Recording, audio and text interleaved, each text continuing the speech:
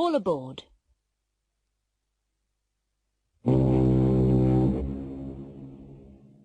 The Southampton is cruising around the Mediterranean Sea. There are a lot of tourists on the ship. Most of them are English, but some of them are American, Australian or Canadian. It's the 6th day of the cruise, and their ship is sailing from Genoa to Naples. All of the passengers and most of the crew are on deck for the captain's party.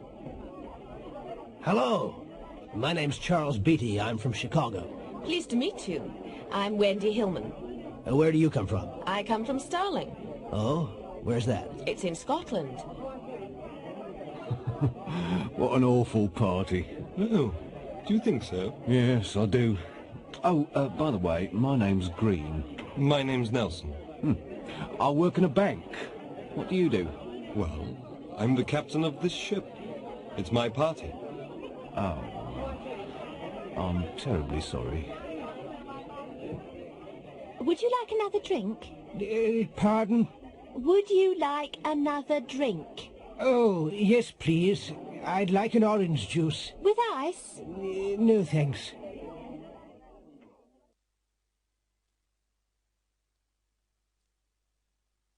Telephoning.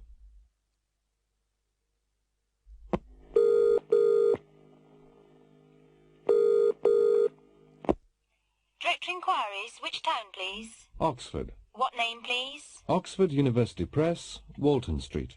That's Oxford 56767. Thank you. Can you tell me the code for Oxford? 0865. Thanks. Goodbye. MacDonald and Company, can I help you? I'd like to speak to Mr. Walker, please. Mr. Walker? Which department is he in? Accounts. Hold on. Trying to connect you. All right. You're through.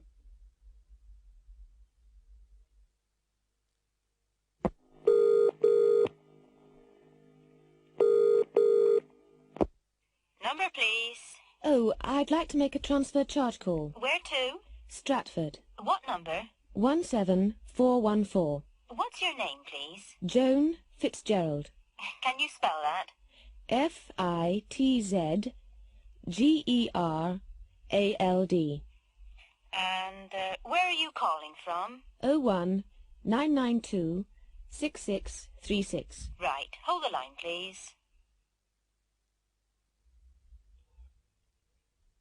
Who are you telephoning? Nobody. Well, why are you holding the phone? My watch has stopped. I don't understand. I'm phoning the speaking clock. Listen. At the third stroke, it will be 8:52 and 30 seconds.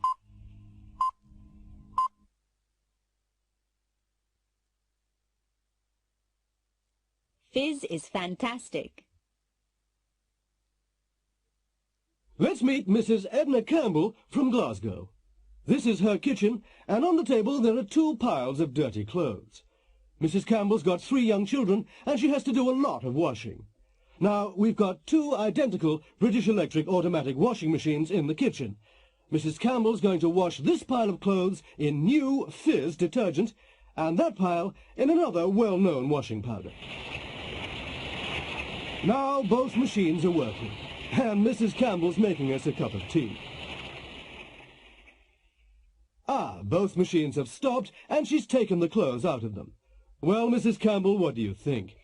Well, I've washed these clothes in Fizz and those clothes in the other powder. Can you see any difference? Ah, yes. These clothes are much cleaner, and they're whiter and softer than the others. These clothes? You washed these clothes in new Fizz. That's right. Oh, it's much better than my usual powder.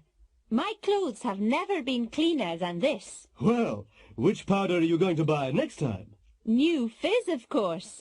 It's the best powder I've ever used.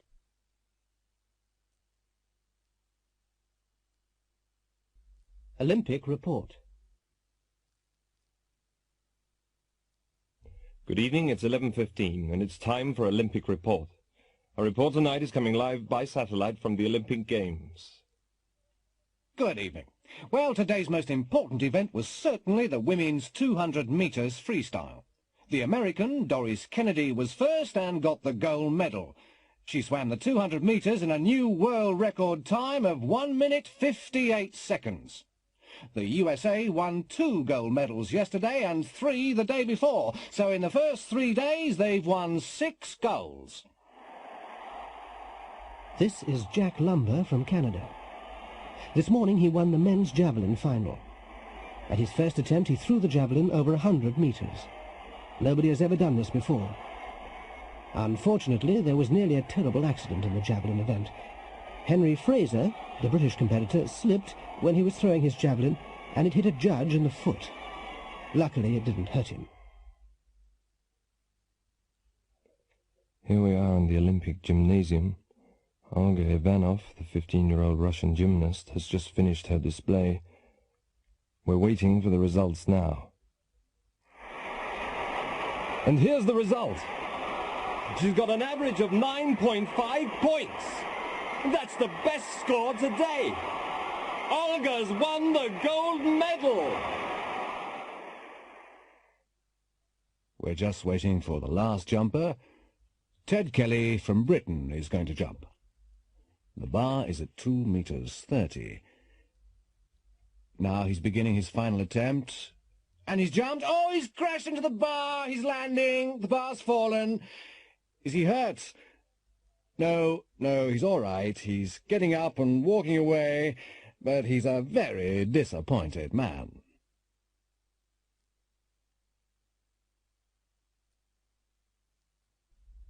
I'll be there. Psst. He'll be here tomorrow night. Will he? What time? About 8 o'clock. Will he be at the station? No. He'll be at the airport. Right. I'll be there. Will he be alone? No, he won't. He'll be with his wife. Will you be there? Yes. I'll be outside in the White Rover. What about the money? Don't worry. It'll be there. Okay. I'll see you tomorrow night.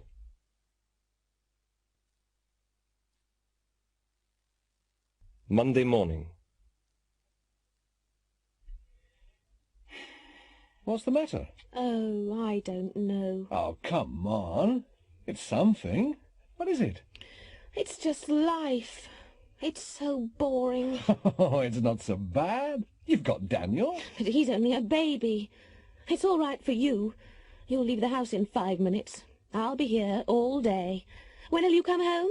You won't come home till 7. One of us must go to work, dear. Yes, but your day'll be interesting. My day'll be the same as every day. My work isn't always interesting. I know, but you travel around. You meet different people, and you do different things. Who'll I meet today? What'll I do? Eh? I'll wash up, feed the baby, do the washing, clean the house, bath the baby, take the dog for a walk. Dear. Then I'll go to the supermarket, prepare dinner, meet you at the station, have dinner, wash up again. Dear. And then I'll feed the baby again, put the baby to bed. Oh, what a life. Today, tomorrow, this week, this month, next year, forever. It's just Monday, dear. You'll be okay later. Will I?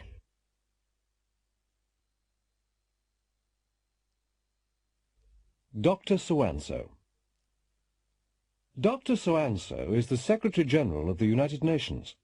He's one of the busiest men in the world. He's just arrived at New Delhi Airport now. The Indian Prime Minister is meeting him. Later they'll talk about Asian problems. Yesterday he was in Moscow. He visited the Kremlin and had lunch with Soviet leaders. During lunch they discussed international politics. Tomorrow he'll fly to Nairobi. He'll meet the President of Kenya and other African leaders. He'll be there for 12 hours. The day after tomorrow he'll be in London. He'll meet the British Prime Minister and they'll talk about European economic problems. Next week he'll be back at the United Nations in New York. Next Monday he'll speak to the General Assembly about his world tour. Then he'll need a short holiday.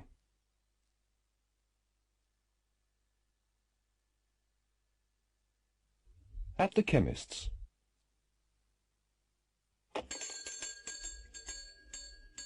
Good afternoon. Good afternoon. Can I help you? Yes, I've got a terrible headache. Oh, how long have you had it? Only about 2 or 3 hours. Well, try these tablets. Take 2 with water every 3 hours. Thank you very much.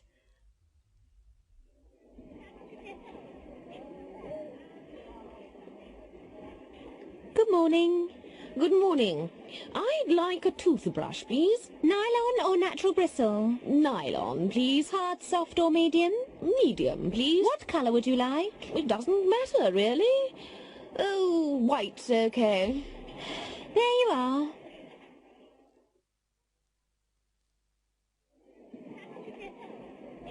Could I have a tube of toothpaste, please? With fluoride or without fluoride? With fluoride, please. Is that all, sir? Yes, that's all, thank you. Shall I put it in a bag? Please. Good evening. Good evening. Can you make up this prescription, please? Certainly. Would you like to wait? How long will it take? It'll be ready in 20 minutes. Oh, I'll come back later. All right, sir. Shall I pay now or later? Later will be all right.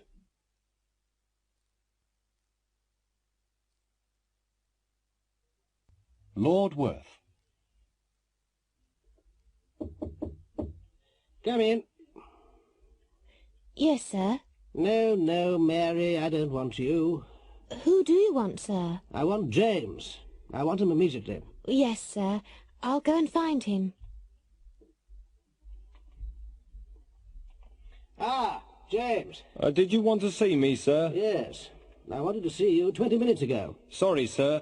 I was in the garage. I want a car this afternoon. Which car do you want, sir? The Rolls, the Mercedes, or the Ferrari? The Rolls, I think. Yes, the Rolls. Where do you want to go, sir? Heathrow Airport, Terminal 2. What time, sir? We'll leave here after lunch at 2 o'clock. Ah, Charles. Yes, sir. I want an early lunch today, Charles. Yes, sir. What time? 12 o'clock. Oh, and I want you to reserve a table at the Savoy for 7 o'clock. Yes, sir. And I want Mary to prepare the guest room for Sir Thomas. I want her to make a special effort. Sir Thomas is a very important guest. Yes, sir. Anything else, sir? No, Charles, that's all.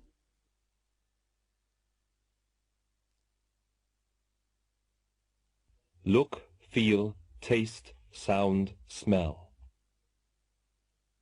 I like your fur coat, Helen. Do you? Yes. It looks very expensive. Really? It wasn't expensive. It was second-hand. Was it? It doesn't look second-hand. It looks brand new. Oh, it feels cold in here. Does it? Yes. Is the radiator on? Yes, it is. It'll feel warmer in a minute. Waiter! These vegetables aren't fresh. But they are fresh, sir. Well, they don't taste fresh to me. I'm sorry, sir, but... And the wine. It tastes sweet. And I asked for dry. I'll get the manager, sir.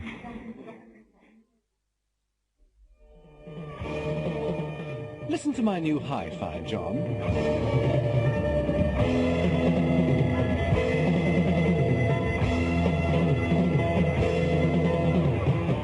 Does it sound all right? Yes. Sounds fine to me. I think the bass is too loud. No. Sounds perfect. It sounds better than mine. Have you changed your perfume? Yes. Why, do you like it? Yes. It smells terrific. What kind is it? It's Charlie. It smells expensive. Is it? I don't know. It was a present.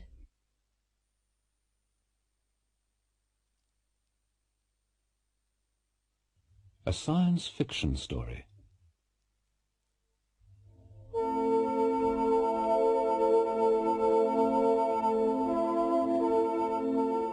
The spaceship flew around the new planet several times.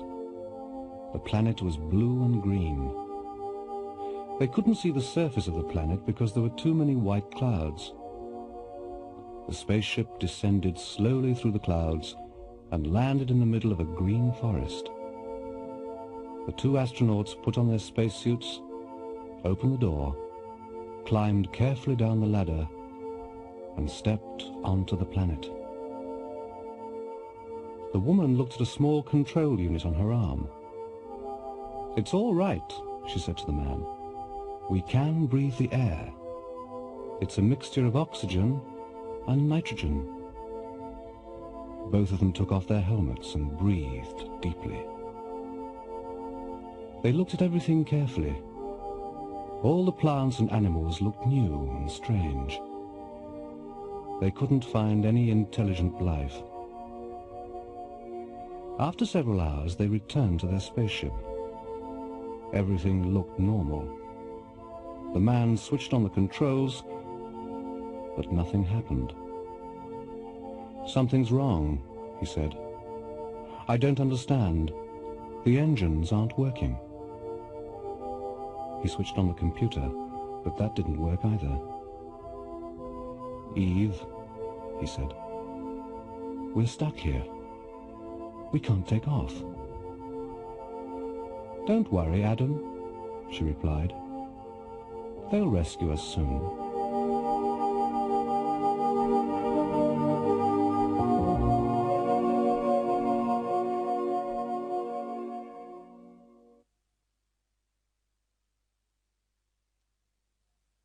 It's much too hot.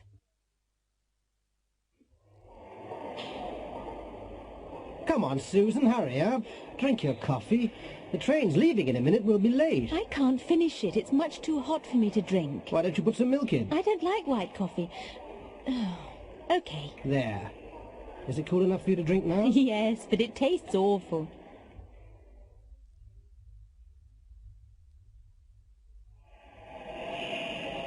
Oh, there's the train. Bring the cases. Ooh! What have you got in these cases? Only clothes. Why? Are they heavy? Yes, they are. Oh, the taxi driver managed to carry them. Well, they're too heavy for me to carry. Well, I'm not strong enough to help you. Porter!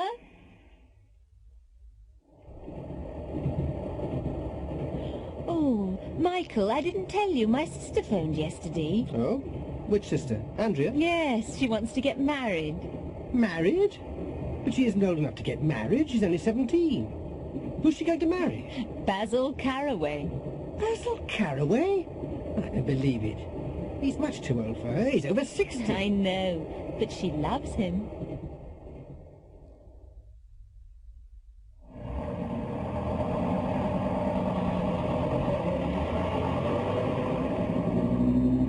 Oh, no! That was the last bus home and we've missed it. Well, let's walk. It's a nice warm evening. It's 4 miles. It's too far for me to walk. Call a taxi. A taxi?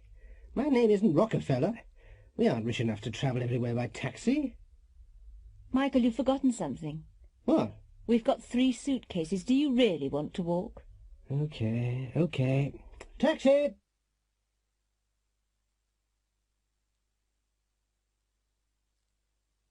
A phone call.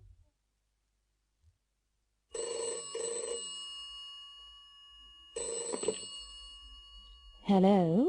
Mary, is that you? Yes, Mary here. Who's speaking? It's Mike. Mike? Mike who? What do you mean, Mike who? Mike Connors, of course. Oh, Mike. I'm sorry. Yes, we had a date last night. Where were you? Oh, I'm sorry, Mike. I couldn't come. Couldn't come? Why couldn't you come? Well, I had to wash my hair. Wash your hair? Why didn't you phone me? I wanted to phone you, but I couldn't remember your number. But it's in the telephone directory. Yes, I know, but I couldn't remember your surname. Oh. But why did you have to wash your hair last night? Well, I had to do it last night because I'm going to the opera tonight. The opera? Who with? George Johnson, my boss's son. I see. He asked me yesterday. I didn't want to go, but I couldn't say no.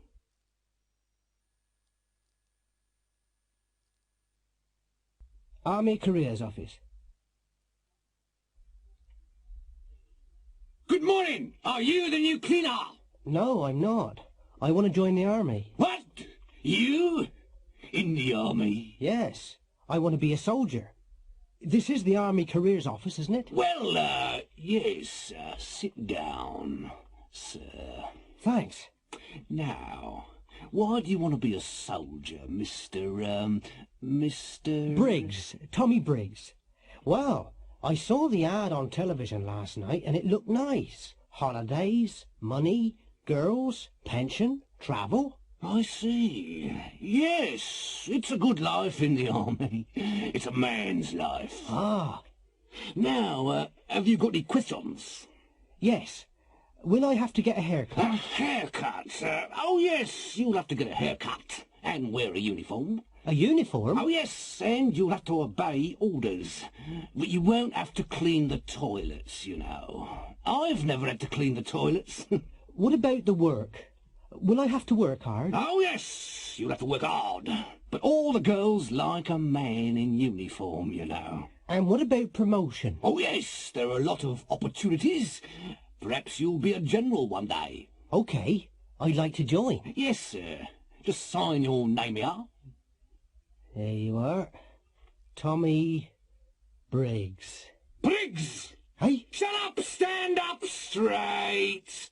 Now, quick, march! Left, right, left, right, left, right, left, right, left, right, left, right. A traffic survey.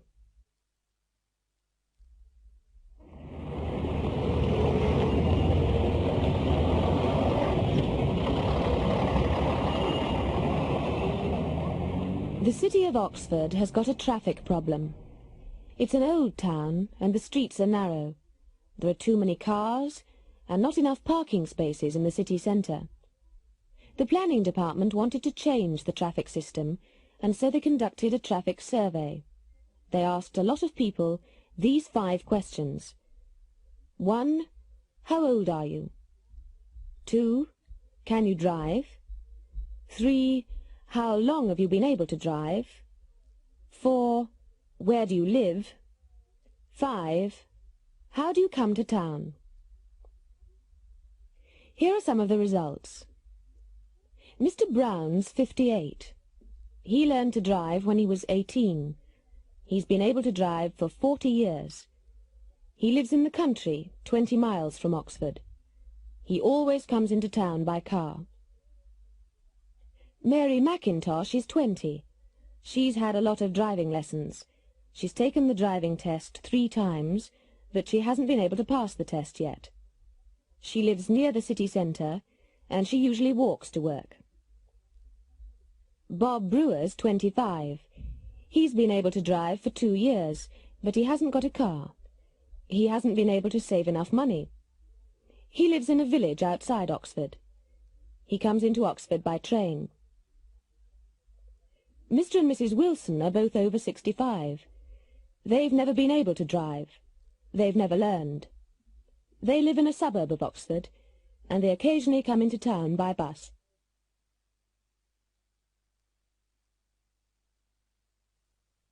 Australia House.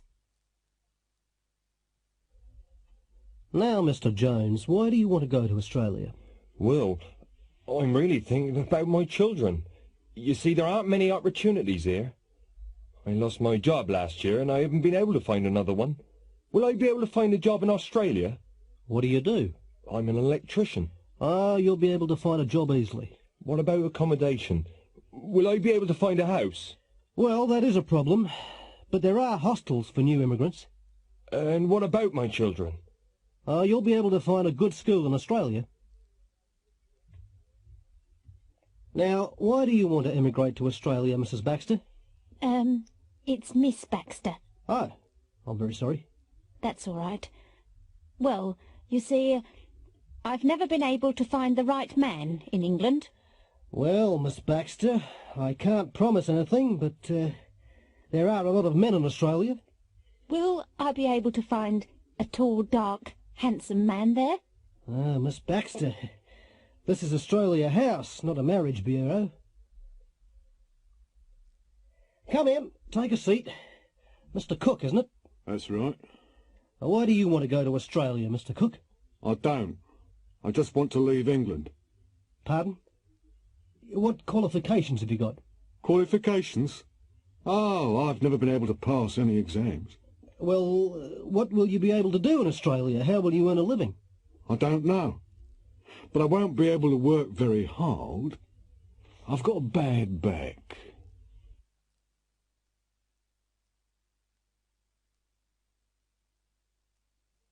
Checks and credit. Next, please. I'd like to cash this cheque, please. Yes, madam, £30. Oh, you haven't signed it yet, madam? Oh, haven't I? Oh, I'm terribly sorry. Here you are. Thank you. How would you like the money? 4 5s and 10 1s, please. I'd like to change these francs, please. Yes, sir. How many francs have you got? 200. What's the rate of exchange, please? The current rates are on the notice board, sir. I'd like to buy this, but I haven't got enough cash with me. Do you take traveller's cheques? Certainly, sir. Good. How much is that? It's £30. What's the exchange rate? Oh, I'm not sure, sir. I'll go and check. Good morning. Can I help you? Yes, my name's Davis. I'm expecting some money from my bank in Toronto. By post, cable or telex, sir? By telex. Let me see. Ah, yes. Davis. £200 from the Royal Bank of Canada, Toronto. Have you got any identification, sir? Well, I haven't got my passport, but I've got my driving license. Will that be all right? Yes, sir. That'll be all right.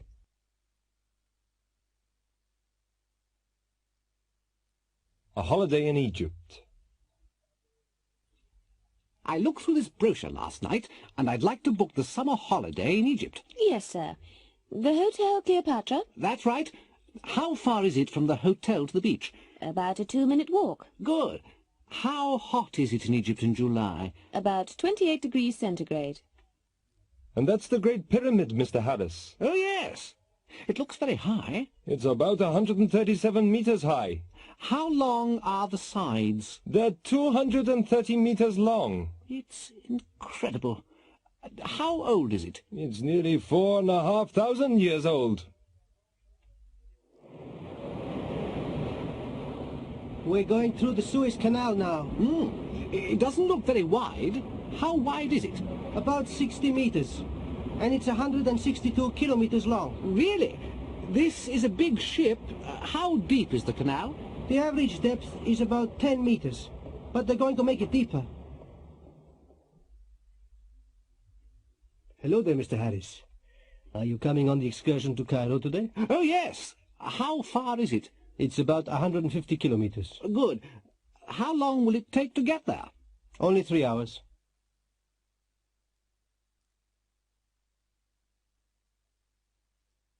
Comparisons. Mr. and Mrs. Kent are old-age pensioners. They go to the shops every Saturday. They have to walk up a very steep hill between their house and the shops.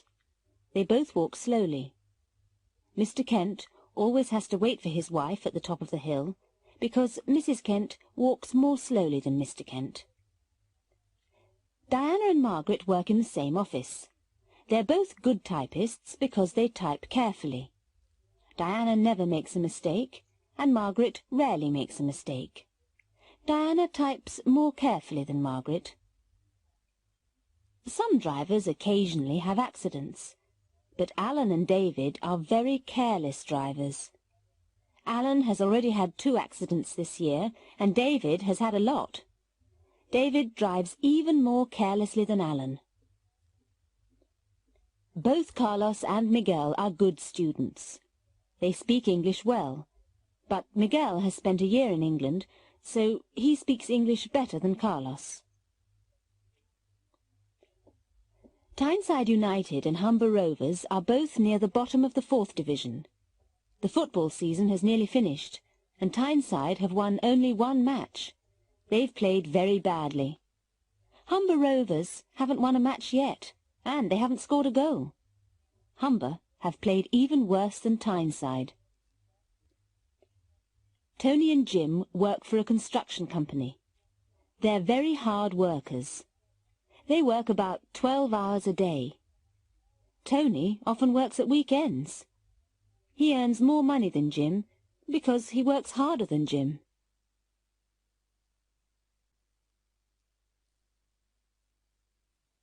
A day off work. Bill Walker works for an import-export company. Last Wednesday morning, Bill rang his office at 9 o'clock. His boss, Mr. Thompson, answered the phone. Hello, Thompson here. Hello, this is Bill Walker. Oh, hello, Bill. I'm afraid I can't come to work today, Mr. Thompson. Oh, what's the problem? I've got a very sore throat. Yes, you sound ill on the phone. Yes, I'll stay in bed today, but I'll be able to come tomorrow. Oh, that's all right, Bill. Stay in bed until you feel well enough to work. Thank you, Mr. Thompson. Goodbye. Goodbye, Bill. Mr. Thompson liked Bill very much. At 12:30 he got into his car, drove to a shop and bought some fruit for him. He went to Bill's flat and rang the doorbell. Bill's wife, Susan, answered the door.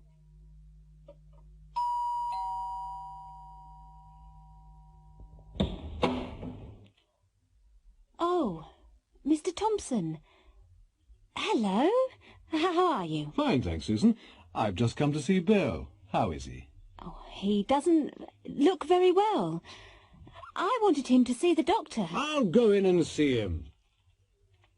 Hello, Bill. Oh, hello.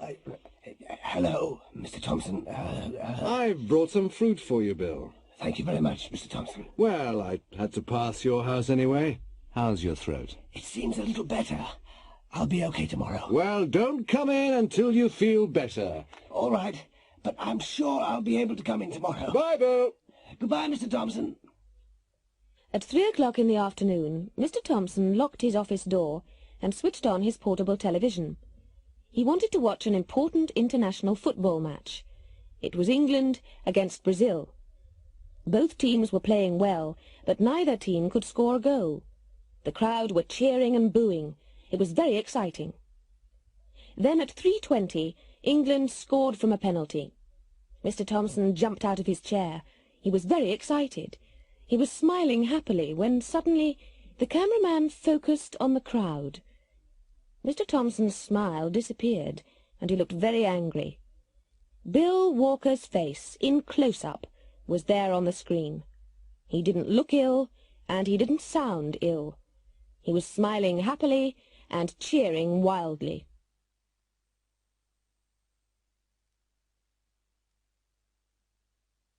Applying for a job.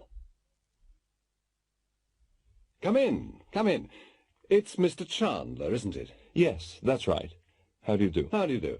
Please take a seat. Thank you very much. Well, I've got your application form here. I just want to check the information. Is that all right? Yes, of course.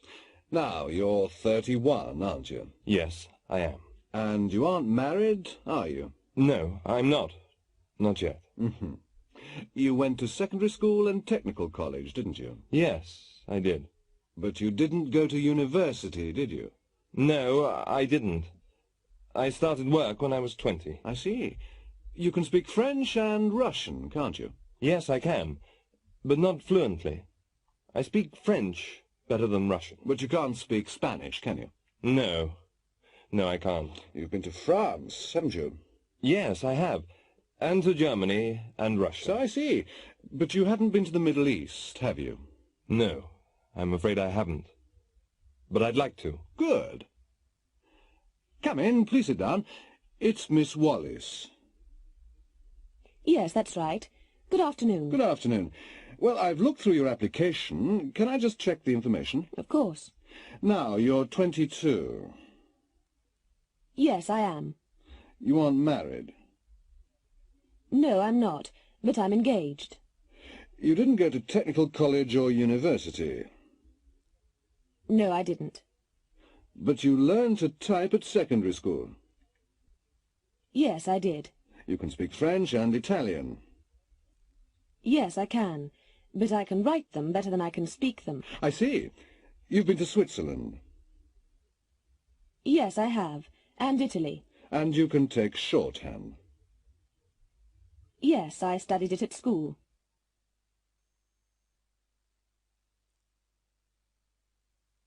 4 disasters.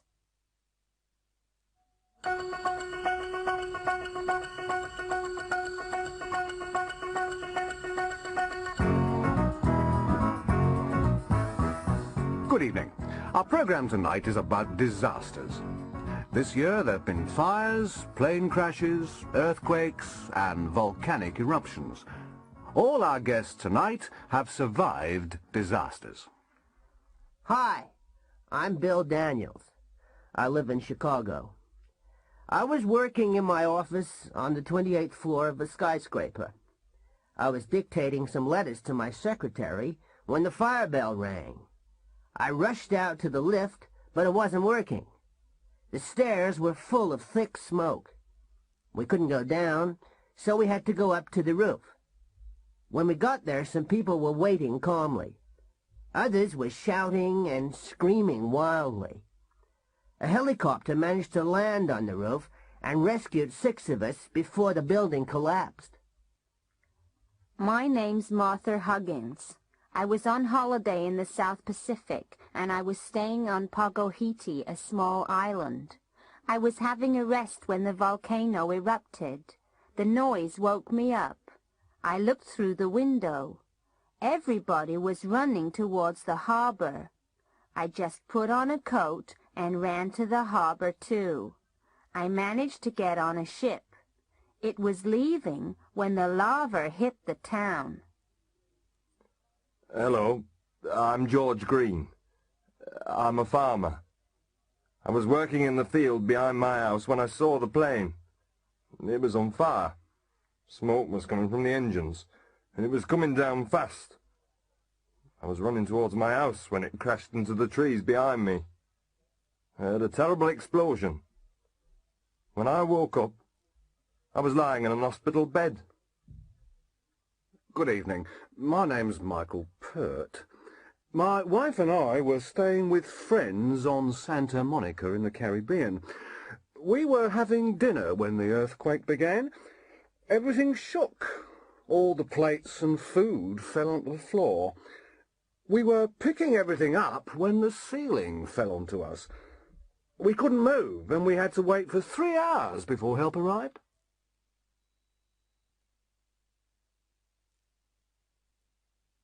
Travelling by air.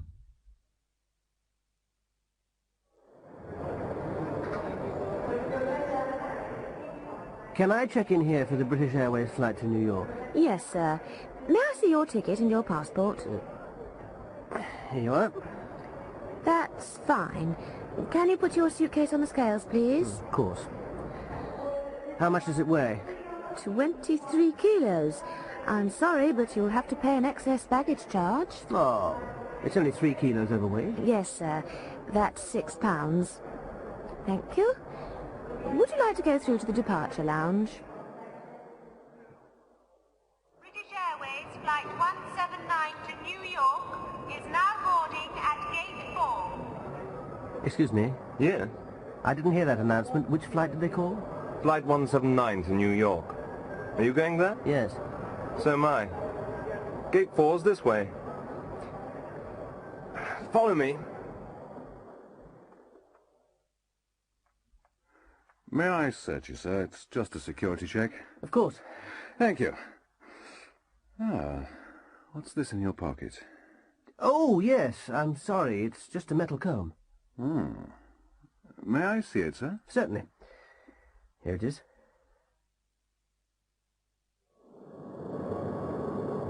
Good afternoon, ladies and gentlemen. Captain Gibson and his crew welcome you aboard British Airways Flight 179 to New York. We're now flying at a height of 30,000 feet. Our speed is approximately 600 miles an hour.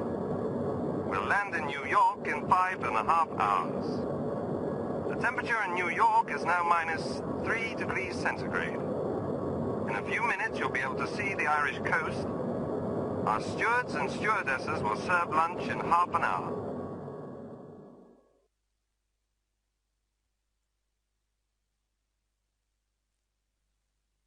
I've cut myself.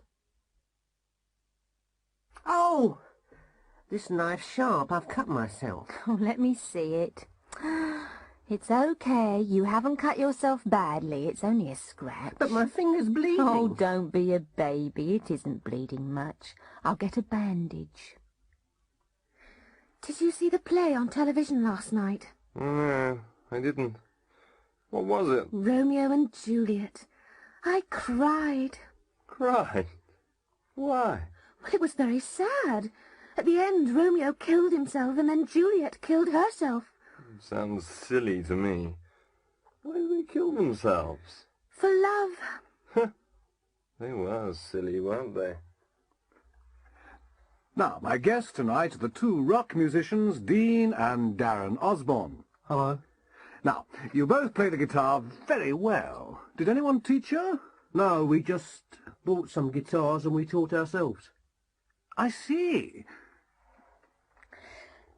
Sorry I'm late. Oh, that's all right, Mrs. Green. It was our first wedding anniversary yesterday. Oh, congratulations. Thank you. We went to that new restaurant in the high street. Did you enjoy yourselves? Oh, yes. We had a very good time. We had 2 bottles of champagne. Have you seen my new electric cooker? No, I haven't. Oh, it's wonderful. It's got an automatic timer. It can switch itself on and off.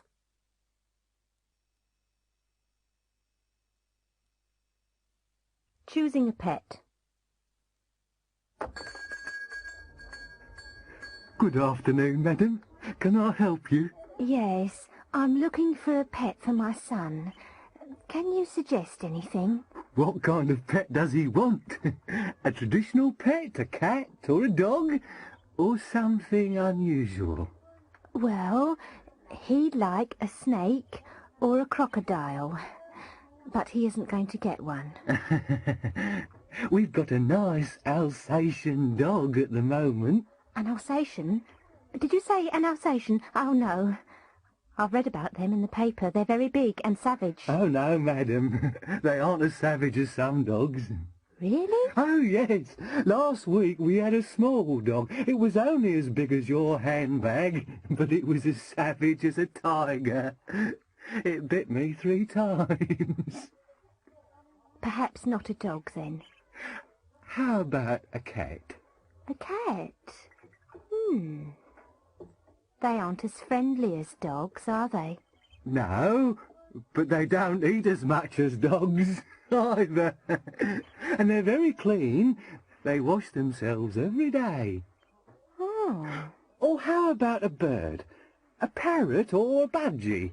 We've got both. Which do you recommend? Well, budgies aren't as easy to train, and they never speak as well as parrots. Yes, but budgies don't need as much space as parrots, do they? That's true. Budgies are very popular because they're so easy to keep. Yes, but they're a bit noisy, aren't they? I want a quiet pet. A quiet pet? Well, how about a goldfish? There's nothing as quiet as a goldfish.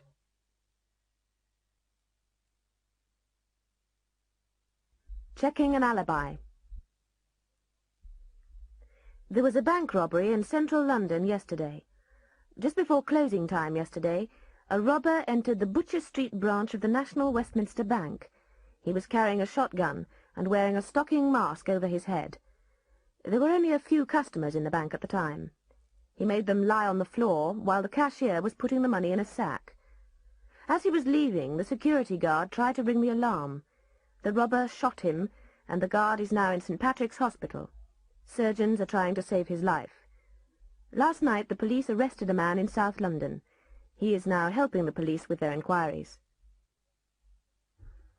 On Tuesday afternoon, I was at Ascot Races with my girlfriend, Isadora Bell. We left my flat at 1 o'clock in my white Jaguar and drove to Ascot. We didn't stop for petrol, but we had lunch in a pub. I don't remember the name of the pub, but it was somewhere between London and Ascot. We had beer and sandwiches outside. We arrived at the racetrack at 1:55 in time for the first race. We stayed there until the last race at 5 o'clock. We were very lucky. I won a lot of money, but I can't remember exactly how much. That's why I had a lot of money with me when the police came to my flat at 5:30. I left Isadora in central London. She wanted to buy some clothes in Oxford Street.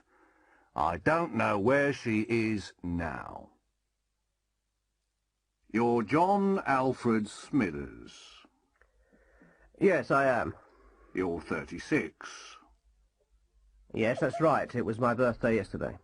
You sell cars. Yes, I do. And other things. You live in Ealing. Yes, I do. I've lived here all my life. You went to Ascot races yesterday. That's right. You weren't alone. No, I wasn't. I was with Isadora Bell. But you're married, Smithers. Yes, but I haven't seen my wife for 3 years. I see. Now, you left your flat at 1 o'clock. Yes, about 1 o'clock. You were in your Jaguar. Yes, I was. You didn't stop for petrol. No. You had lunch in an Indian restaurant. Oh, no, we didn't. We had lunch in a pub. You don't remember the name of the pub? No, I'm afraid I don't. You had chicken and chips. No, we had beer and sandwiches outside. You arrived in time for the first race and stayed until the last race. Yes. You were very lucky. Yes, I was. You won £5,000. No, I can't remember exactly how much. There was £5,000 in your flat. Was there? You don't know where Miss Bell is now? No, I'm not her husband. But you left her in central London because she wanted to buy some clothes. Yes, yes. It's very interesting, Mr. Smithers. You've got a very fast car. What do you mean? The last race at Ascot began late and it didn't finish until 5:25. So you drove from Ascot to central London and back to Ealing in 35 minutes in the rush hour. That's impossible, Mr. Smithers.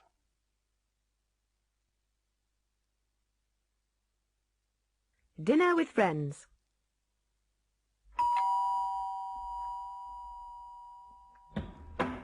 Hello. Hello, Ken. Hello, Barbara. Come in.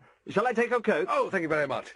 What a lovely house. I'm glad you like it. Dinner's nearly ready. Where's Anna? Oh, she's in the kitchen. She'll be here in a minute. Just go into the dining room. How about a drink before dinner? That's a nice idea. Here we are. Ah. Dinner's ready. Sit down, everybody. Thank you very much, Anna. Everything looks wonderful. It smells delicious, too. I'll put the salad in the middle of the table. Shall I serve you? No, it's all right. We can help ourselves. Yes. Rob, could you pour the wine, please? Yes. Ken, help yourself to vegetables, too. Would you like some more brandy, Barbara? Oh, no thanks. No more for me. I'm driving tonight. Oh, come on. Just a small one. No, really, I mustn't. I'll help Anna with the washing up. Washing up? No, don't worry. We always leave that until the morning. Here are your coats. Thanks. It's been a marvellous evening. It was very kind of you to invite us. Don't mention it. It was nice to see you again. Well, we enjoyed ourselves very much. I'm glad. You must come again. Good night. And thanks again. Good night. And drive carefully. It's a very wet night.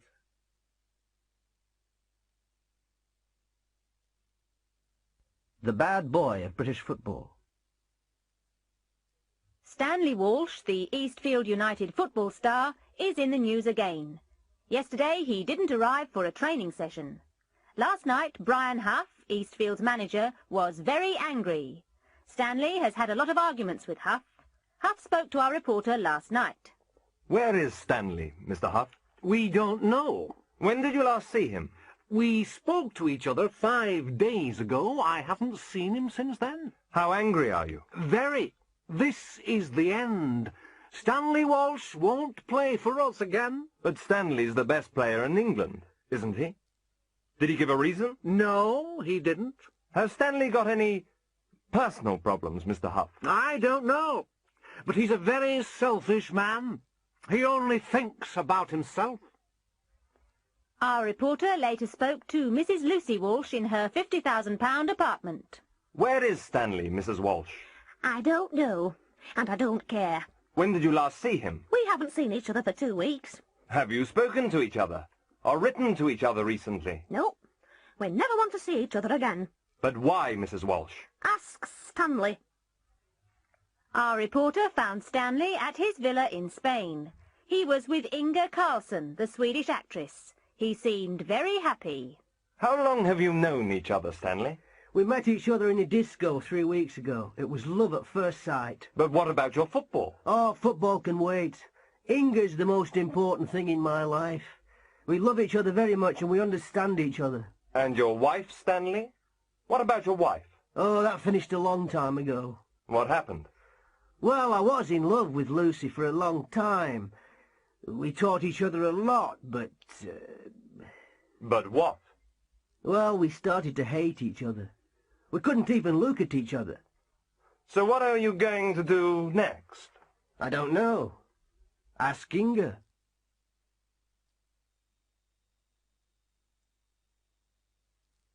So am I.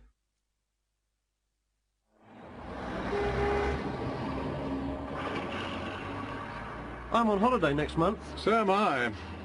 I need a change. So do I. I'm tired of the same office and the same people every day. Where are you going? Spain. Oh, I went there last year. So did I. We always go to Spain, but we never go to the Costa Brava. No, neither do I. There are too many English people there. Where exactly are you going? San Pedro. It's a little village on the north coast. You're joking. No, I'm not. I've been there 3 times. So have we. And we're going there this year, too. Not to the Hotel del Sol. Yes. Why? Well, I'll see you. I'm staying there too. I'm happy. So am I. I'm not crazy. Neither am I. I'm not a student. I am. I'm a teacher. I'm not. I've got a book. So have I.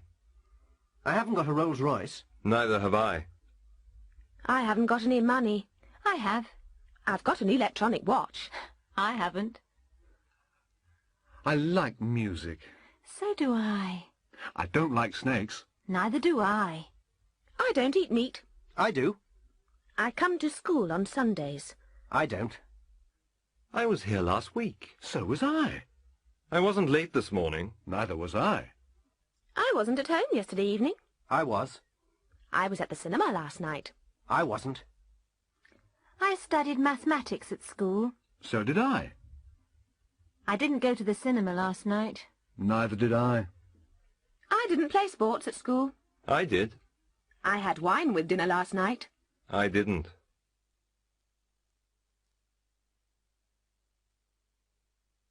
A family problem. Flat 4, 185 Kings Road, Chelsea, London SW3, 5th of May 1979. Dear Daddy, thank you very much for the birthday present. I was very pleased with the Ferrari, but I didn't like the colour, so I'm going to change it. I saw Tom again yesterday. You're worried about him, aren't you? Well, don't worry about him. He's all right. He's very good at his job. He's a drummer in a pop group. I'm going to bring him for dinner next weekend so you can meet him. Love, Samantha. P.S. We love each other very much. He isn't interested in your money. Dear Samantha, I'm sorry about last weekend. I was very angry with Tom, but he was very rude to me.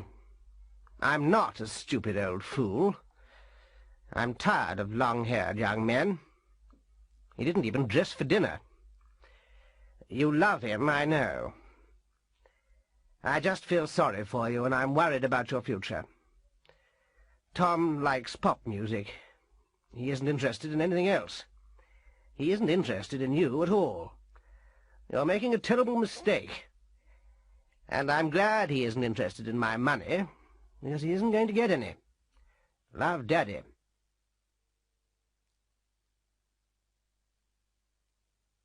The yes-no contest.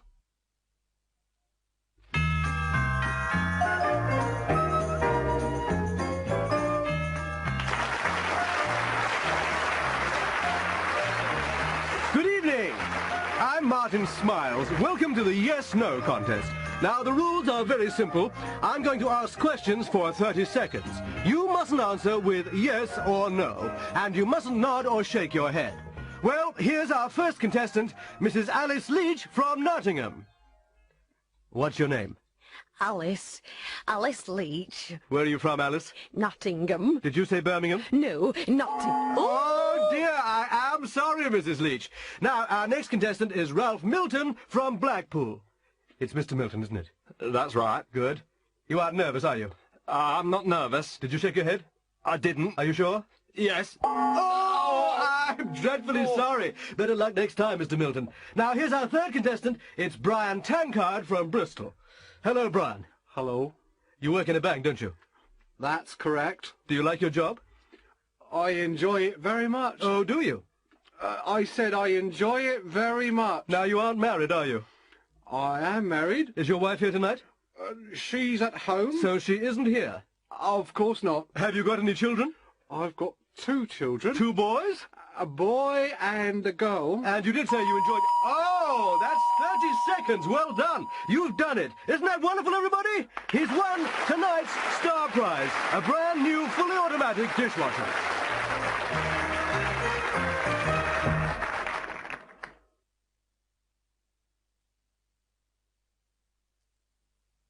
I used to. Tom, you never talk to me nowadays. What did you say? And you never listen to me either. Pardon? You used to take me out. You used to buy me presents, and you used to remember my birthday. But I always remember your birthday, darling. Do you? Well, it was yesterday. I'm going home to Mother.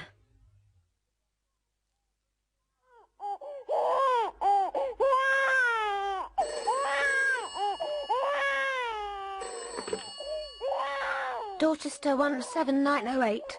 Hello, Angela. Oh, hello, Mum. How's the baby today? Oh, he's crying again. He cries all day. Oh, you can't complain. When you were a baby, you used to cry all day and all night. Oh, I know, Mum. But I feel so tired. There's so much housework. Oh, but you've got a washing machine, a tumble dryer, a vacuum cleaner and a dishwasher.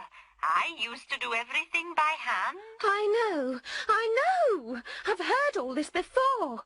I'm sorry, dear. I'll come and help you. Stanley, you used to be the best footballer in England. Are you going to come back and play again? Oh, no, I'm not. Why not? Well, football used to be the most important thing in my life, but it isn't anymore. For 10 years I used to practice every day. I never used to smoke, drink, or stay up late. Why has your life changed, Stanley? Well, I was poor then, but I'm not now. I don't need to play football anymore. Dad? Yes? There's a good film on in town. Oh, yes. What is it? War in Space. Are you going to see it? I'd like to. All my friends are going. But I haven't got any money. All right. How much do you want? £3. £3? When I was your age, I only used to pay 5 pence for the cinema. That was a long time ago, Dad. Yes, but my father used to earn £3 for a week's work.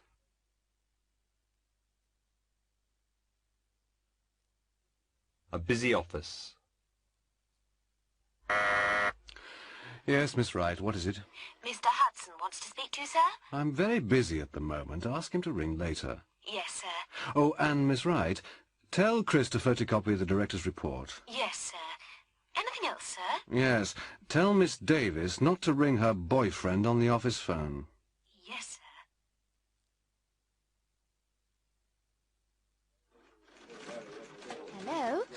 This is Mr. Power's secretary.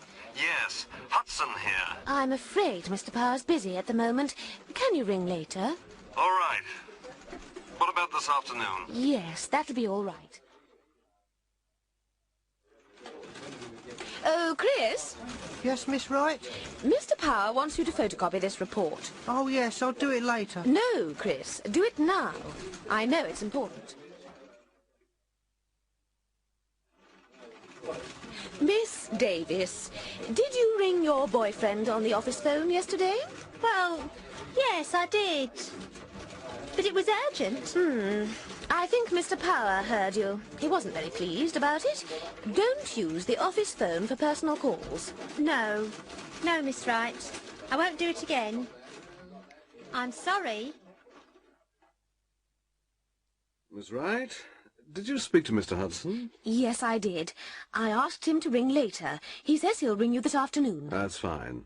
Has Chris photocopied that report yet? Not yet, but I told him to do it immediately. I think he's doing it now. Good. Did you tell Miss Davis not to ring her boyfriend from here? Oh, yes. I told her not to use the office phone for personal calls. She says she won't do it again. I'm sure she won't. I hope she won't. Her boyfriend lives in Australia.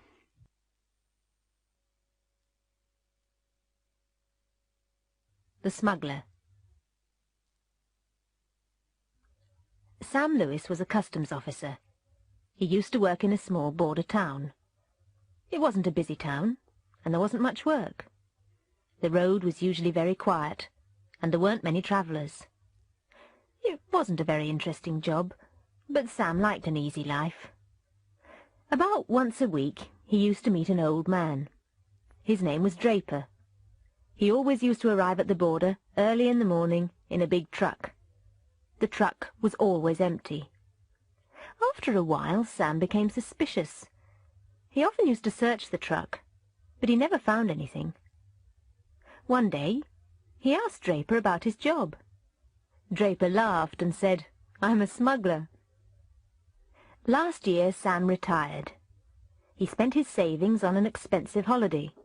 He flew to Bermuda and stayed in a luxury hotel. One day he was sitting by the pool, and opposite him he saw Draper drinking champagne. Sam walked over to him. Hello there. Hi. Do you remember me? Yes, of course I do. You're a customs officer. I used to be, but I'm not anymore. I retired last month. I often used to search your truck. But you never found anything. No, I didn't. Can I ask you something? Of course you can. Were you a smuggler? Of course I was. But the truck was always empty. What were you smuggling? Trucks.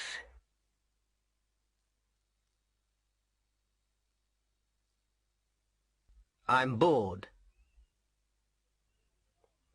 I'm bored.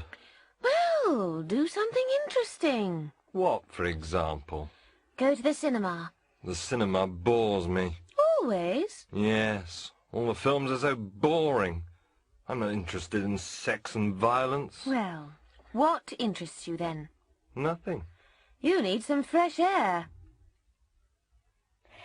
Have you heard the news, Bill? No, why? A war has just started in Mandanga. Mandanga? Where's that? Oh, I don't know exactly, but it's worrying. They showed a television report last night. Well, I'm not worried about it. I never watch the news these days. I prefer sports programmes. Why aren't you interested in the news? Well, all the news is bad. I just want entertainment in the evenings. What are you doing tonight, Mike? I'm staying in. There's a good horror film on the telly. What is it? The Blood of Frankenstein. Well, that sounds frightening. Not really. I think horror films are amusing. Amusing? Horror film? Yes. I went with Anne to see Dracula last week. I was very amused. I laughed from beginning to end. What about Anne? Oh, she was terrified. She was under the seat. Did you go to the football match on Saturday? Yes, I did. It was very exciting, wasn't it? Yes, it was. Both teams attacked. Yes, 1-0, 1-all, 2-1, 2-all, 2-3, 3-all. My brother was so excited near the end that he threw his hat in the air when Manchester scored their fourth goal. Did he find his hat? Yes, but it was a bit embarrassing. He had to ask a policeman for it.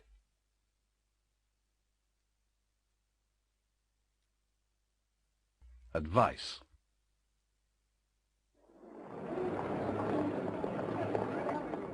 What's the matter, Jenny? You look worried. Yes, I'm trying to lose weight. Oh, you don't need to lose weight. Oh, I do. I've just bought some new jeans and I can't get them on. They're too tight. Well, you should go on a diet. I know. But what kind of diet? You should eat lots of salad and fruit. Yes, but I don't like salad. I prefer meat. Well, you can eat meat, but you shouldn't eat too much. You shouldn't eat bread or potatoes either. What about alcohol? Can I drink wine? Oh, no, you should never drink alcohol. What's the matter, Peter? You don't look very happy. I'm not. I'm worried about my English. What's the problem? I'm not practicing enough. Why not? Well, it's difficult to meet English people. You should go out more. Where should I go? Oh, you should go to pubs. You should join a club. But English people never speak to me. Ah, you should speak first. What can I talk about? The weather. English people are always interested in the weather. Hello, Charles. You look tired today. Yes, I'm working too hard. Oh, you should take a holiday. Yes, I know I should, but we're just too busy. I'm working 12 hours a day. 12 hours? You're going to kill yourself. Well, what can I do? Well, perhaps you should change your job. I can't. I need the money.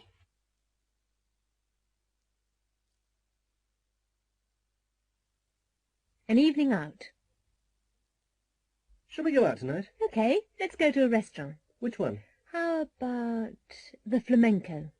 The Flamenco? Which one's that? Don't you remember? That's the one that serves seafood. Oh, yes.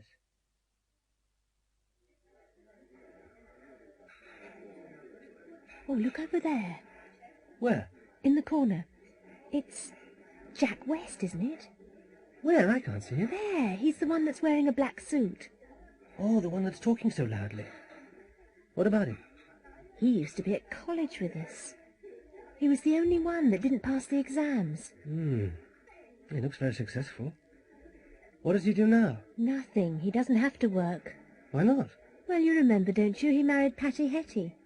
Patty Hetty? Yes, the girl that inherited a fortune. Her father was a millionaire. Ah, yes. Isn't she the one that killed herself? Yeah, that's right, and he got all the money.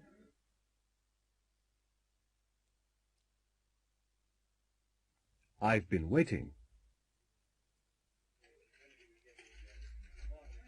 Hello, Miss Wright. Is the boss in? Yes, Chris, he is. He's in his office, and he's waiting for you. Oh. What time did he arrive? He arrived at 20 to 10. 20 to 10? So he's been waiting for 20 minutes.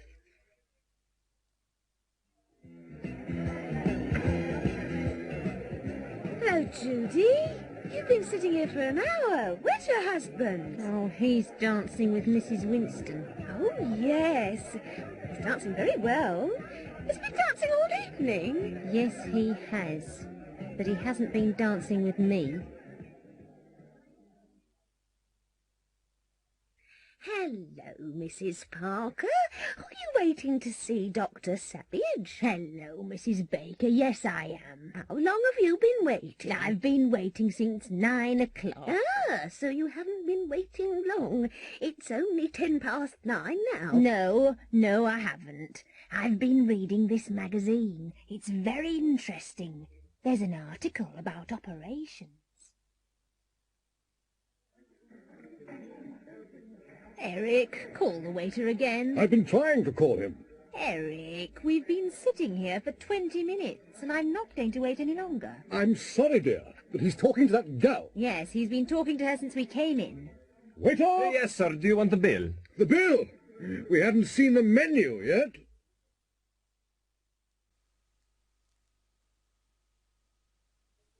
A court case. A few months ago there was a bank robbery in Stamford. The police arrested a man and a woman. They're in court now. A woman saw the robbery. She's standing in the witness box. The judge and the 12 members of the jury are listening to her. A lawyer is asking her some questions.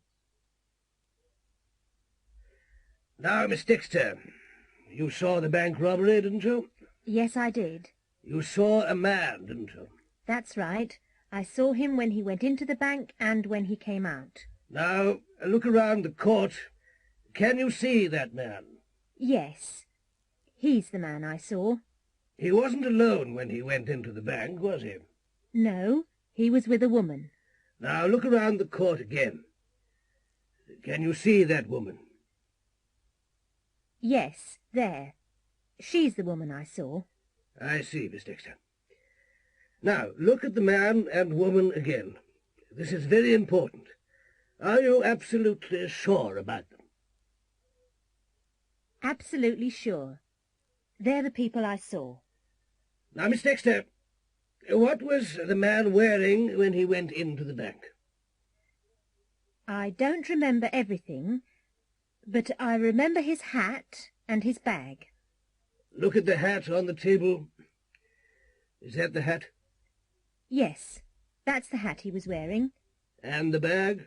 Yes, that's the bag he was carrying. Do you remember anything about the woman? Yes, she was wearing a blonde wig and black platform shoes. How do you know it was a wig, Miss Dexter? Because it fell off when she was running to the car. Look at the wig on the table. Is that the wig? Yes, that's the wig she was wearing. And the shoes. Look at the shoes. Yes, they're the shoes she was wearing. Thank you, Miss Dexter.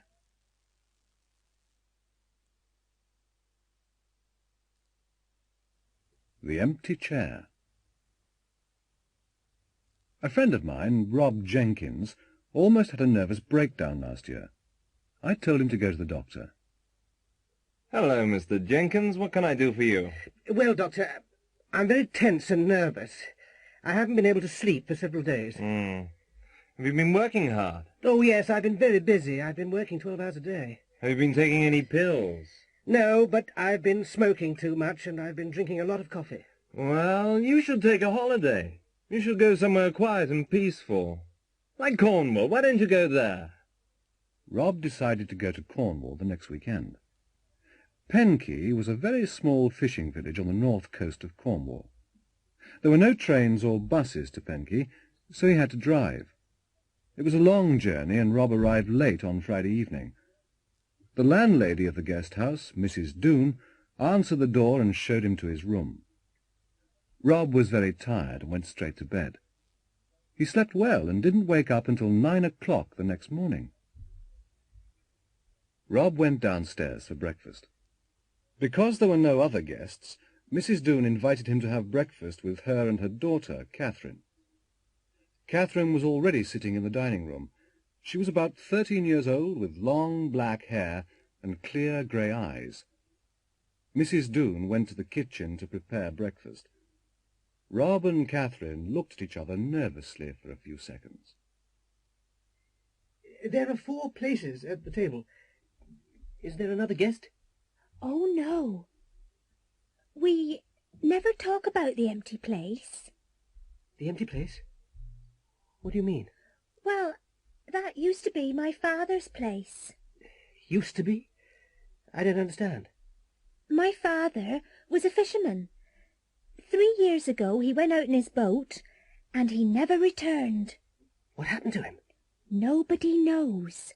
They searched everywhere, but they found nothing. My mother always keeps that place for him, and she makes his breakfast every morning. She thinks he'll come back. That's a photograph of him over there on the wall.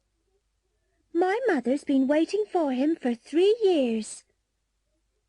Rob said nothing, but he looked very worried. At that moment Mrs. Doone returned. She poured 4 cups of tea and put 1 cup in the empty place. Rob looked more worried, and he stared at the empty chair. Suddenly he heard footsteps outside the door, and a tall man with a black beard walked into the room. Rob looked terrified.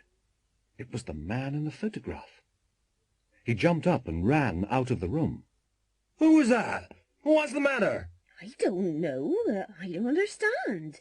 He's a guest from London. He arrived last night while you were asleep. Catherine, do you know anything about this? No, I don't, Father. But he's here because he's very nervous. He says he's hiding here because a tall man with a black beard is trying to kill him. Catherine, have you been telling stories again? Stories, Father? Me?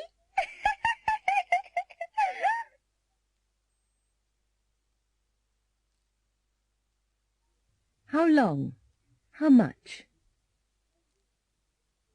Come in. You're Mr. Carson, aren't you? Please sit down. Thank you. What can I do for you, Mr. Carson? Well, I want to borrow some money. What for? I want to buy a car. I've been saving for 2 years. Ah. How much have you saved? I've saved about £1,000. What are you reading? The Godfather. It's about the mafia in America. John told me to read it. Oh, it's a very long book. I know. I've been reading it for a month and I haven't finished it yet. How many pages have you read? About 400. I don't like long books. Neither do I. Petrol, sir? Please, fill it up. Which grade? 4-star. It's nearly empty. I've been driving all day. Oh, how far have you driven? Oh, about 400 miles. I've driven from Scotland. Oh, that's a long way. Shall I check the oil and water? Please. Hello, Jenny. You still working? It's time for lunch. I know, but I haven't finished these letters yet. They're important. Mr. Power wants them this afternoon. How long have you been typing? Since 9 o'clock. I didn't stop for coffee. How many have you done? Oh, most of them. There are only 2 left. Well, do them after lunch. No, I'll do them now. Okay. See you this afternoon.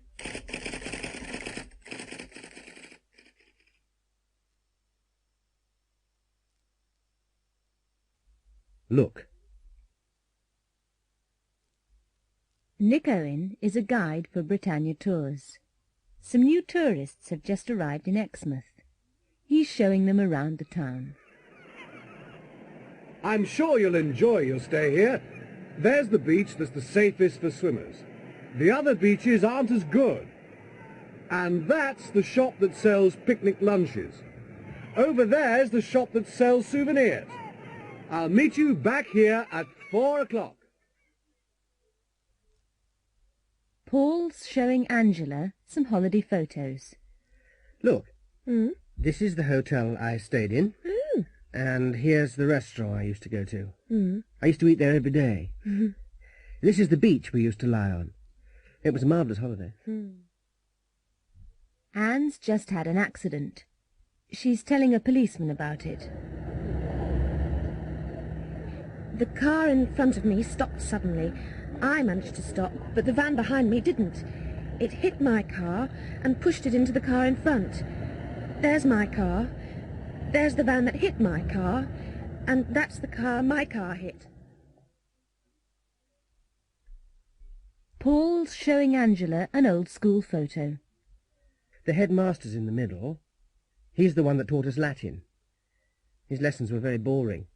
The fat one on the left is Mr. Bunter. He's the one that used to hit us with a cane. Mr. Cherry's on the right. He's the one that taught us French and football. I was never bored in his lessons. This is a picture of Ronald Rigg. He's the man the police arrested yesterday. He's standing next to P.C. Martin. Martin's the policeman that caught him.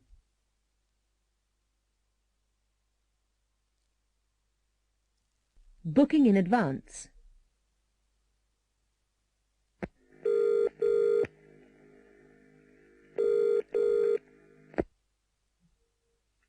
Hello, Old England Restaurant. Can I help you? Yes, I'd like to book a table for tonight. Yes, sir. What time? 8 o'clock. Certainly, sir. For how many people? There are 10 of us. 10 of you. We don't usually accept large parties, sir. I know, but we are regular customers. What's your name, please, sir? Richard Burton. Mr. Burton. Of course, that'll be all right. We'll put 2 tables together. I'd like 2 seats for the concert on Thursday evening. Yes, where would you like to sit? I'm not sure. Well, here's a seating plan of the concert hall. How much is it in the middle? £6. £6? That's a little too expensive for us. How much is it there, at the back? £2. That's fine. What time does the concert start? At 7:30, sir. Have you got any seats left for the Stratford excursion? Yes, sir, there are a few seats left. Is that the one that goes to Oxford as well? That's right. How long does the whole excursion take? Approximately 10 hours, sir. Shall I pay you now? If you don't mind, sir.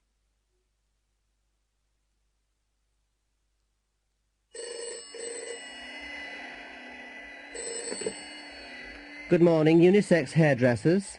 Good morning. I'd like to make an appointment, please, at 3 o'clock this afternoon with Marcel. Let me see.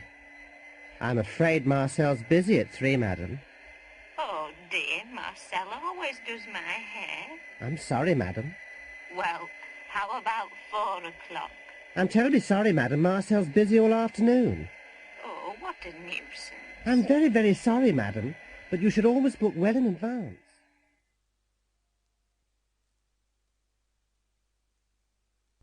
A new job. Alice, have you seen this ad in the paper? Oh, yes. But I'm not interested in finding a new job. I've been here since I left school. I like working here. Really? I've only been here for 2 months and I'm already tired of doing the same thing every day. I want some adventure. Adventure? There's too much adventure in New York. People are afraid of walking in the streets. Oh, come on, it's not that bad, and the salaries are fantastic. I'm not interested in earning more money. I've got enough now. Oh, yes, but you live at home with your parents. But I like living with my parents. What's wrong with that? Oh, nothing, but I like being independent. I like travelling. I enjoy meeting new people. I'm going to apply for the job. Well, good luck.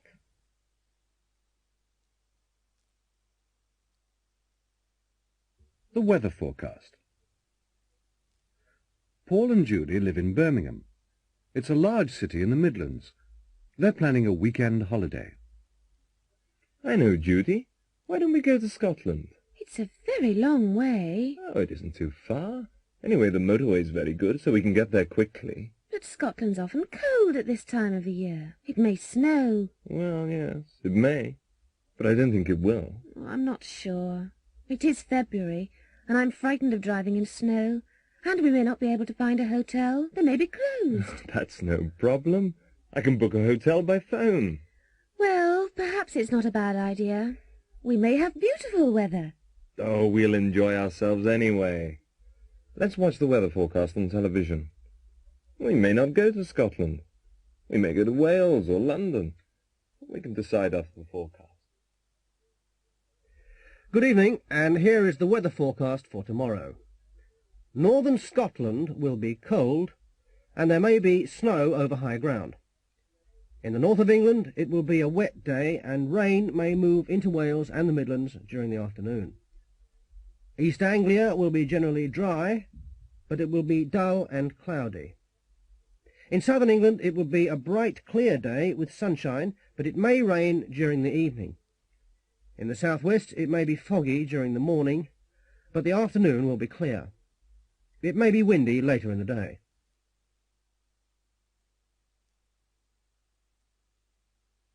A restaurant kitchen. Hurry up, Chef. The customers have been waiting for 10 minutes. They're hungry and they're getting angry. I know, but I've only got one pair of hands.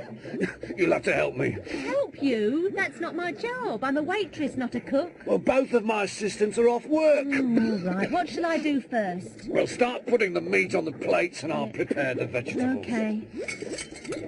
Is that enough meat? Oh, that's a bit too much. Take a bit off. What about potatoes? Oh, put on plenty of potatoes. They're cheap. And lots of peas. All right, all right. Can I take them now? Have you put the sauce on yet? Eh? Oh, no, I haven't. Well, where is it? Here it is. Oh, there isn't quite enough sauce here. There's plenty in that pan over there. Ah, yes. I've got it. Fine. Now you can begin taking the plates to the customers. Ow! They're hot. Well, use a cloth. And don't carry too many plates, you may drop them. No, I won't drop them. I've never dropped a plate in my life.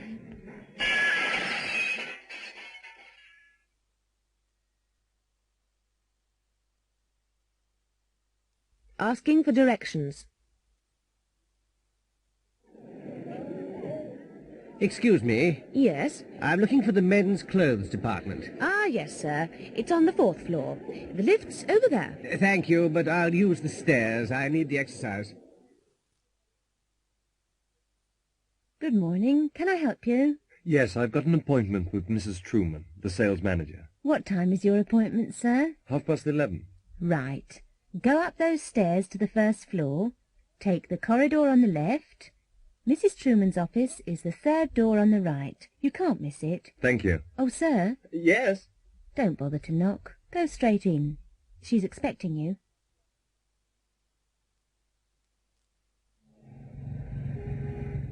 Excuse me? Yes? I'm lost. Is this the way to Brighton? No, I'm afraid it isn't. You're going the wrong way. This is the Portsmouth Road. Oh, dear. Can you tell me the way to Brighton? Yes, turn round and go back to the roundabout. Take the 3rd exit. That's the A272. The A272? That's right. You'll see signposts to Brighton from there. Yes, please. 2 to Market Street, please. 36p. Can you tell me when we get there? Okay. Thanks a lot.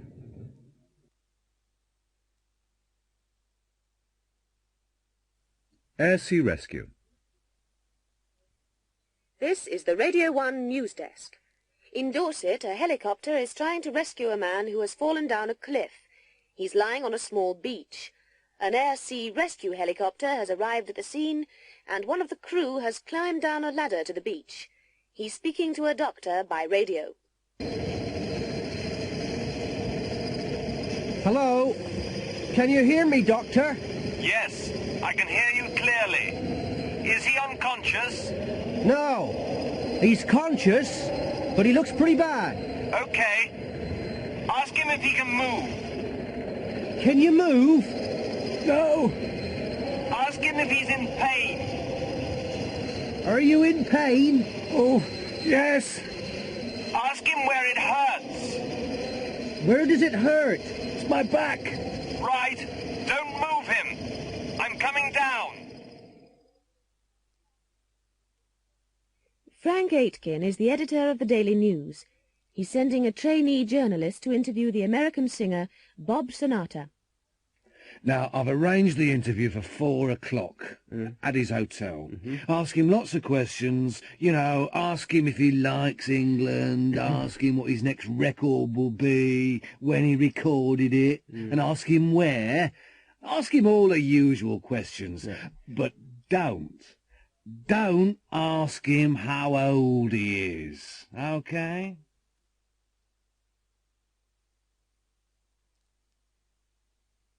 UFO.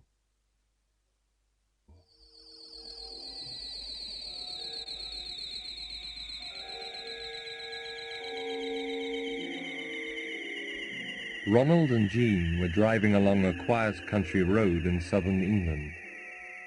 They were on the way to Westbury. It was nearly midnight. Ron, look over there. There's something in the sky. What is it? I don't know what it is. It's probably a plane. I don't think so. It's too big. And too bright. Oh, no. What's the matter? Well, the engine stopped. Why has it stopped? I don't know why it stopped. We'll have to find a garage. Is there one near here? Yes. There's one in the next village, but I don't know if it's open. It's very late. Suddenly there was a loud noise, and a big, bright silver object flew low over their car. It stopped in midair, turned round, and flew back over their car. Then it went straight up into the sky and disappeared. Oh, Ron! What was that? Huh? Don't ask me. I've got no idea what it was. Oh, I'm frightened. Let's go. We can't. The engine isn't working. Oh, try it again. Well, that's strange. It's okay now. I wonder why it wasn't working. Oh, Ron, do you think it was a UFO? I don't know. I really don't. We should phone the police. Ron, do you think they'll believe us?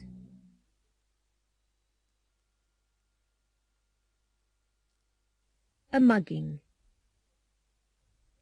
One night, Mrs. Riley, an elderly widow, was walking along a dark London street.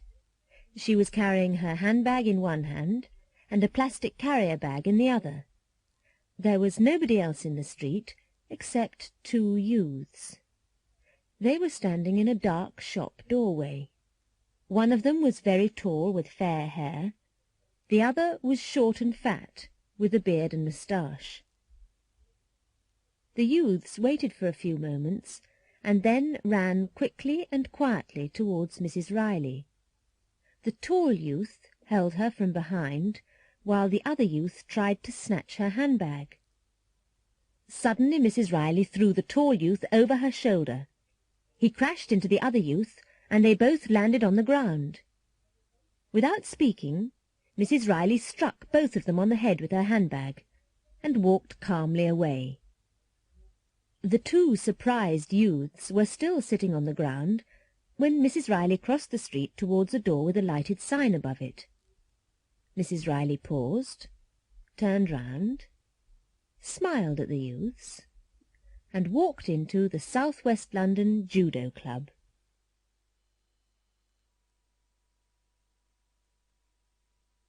An important visitor. The platform of Portsbridge Station is full of people. They're waiting for an important visitor, the Queen. They're expecting her to arrive soon. She's going to open a new secondary school, Portsbridge Comprehensive. The Mayor's secretary is telling him about the plans for the day. She'll be here soon. We'll wait until we see the train. When the train stops, the band will start playing. Your son will give her some flowers when she gets off the train. You'll make a speech before she leaves the station. As soon as she arrives at the school, the children will begin cheering. After she opens the school, we'll go to the town hall. When she gets to the town hall, you'll make another speech. After you make the speech, we'll have lunch.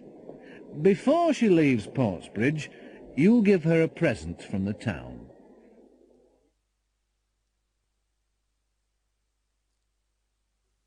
General Hospital.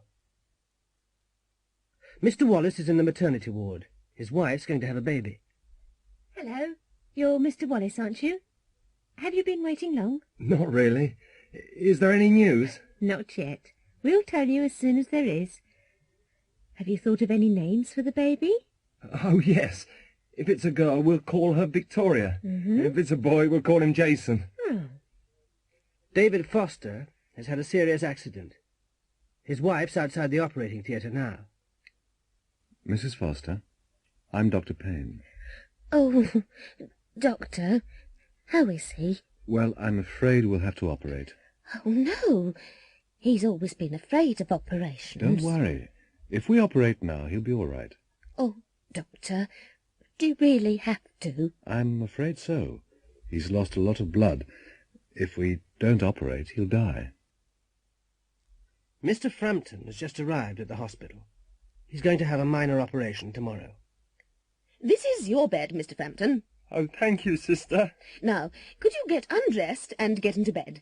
There's a buzzer on the bedside table.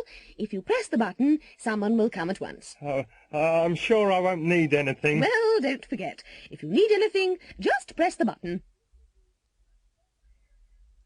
Oh, dear, how did this happen? He was just playing with the saucepan, and he put it on his head, and now it's stuck. Have you tried to get it off? No, I'm afraid of hurting him. Yes, if we pull too hard, we'll hurt him. What are you going to do? Well, if I don't get it off, he won't be able to eat. Oh, no! I'm only joking. If I put some soap on his head, it'll come off easily.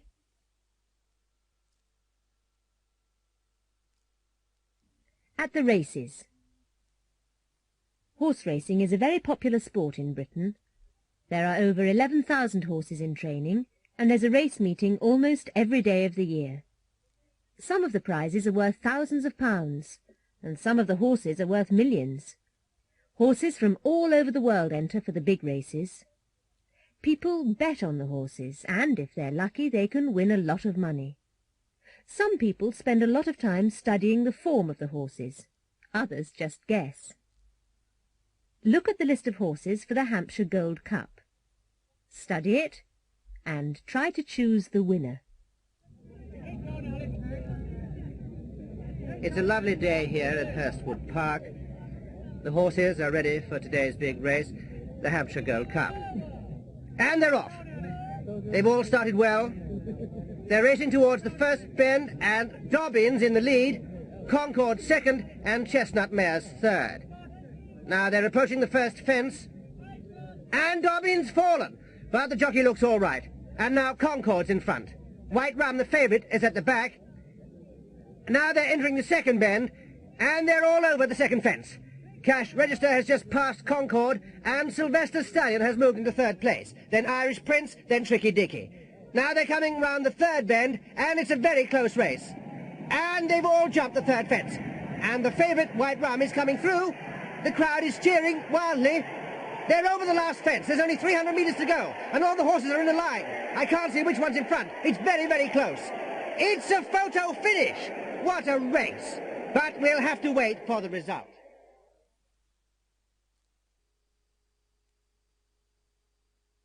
On the road.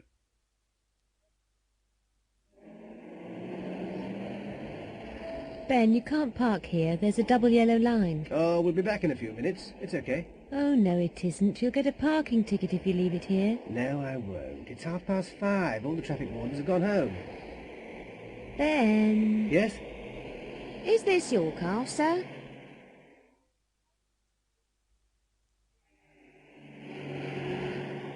Excuse me, may I see your licence? I'm afraid I've left it at home. In that case, you'll have to take it to the police station within 5 days. But why? You were speeding, sir. But I was only doing 35. There's a 30 miles an hour speed limit on this road, sir. Is there? I didn't see the sign.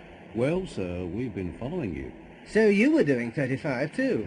No, sir, we were doing 60 miles an hour, and we couldn't catch you.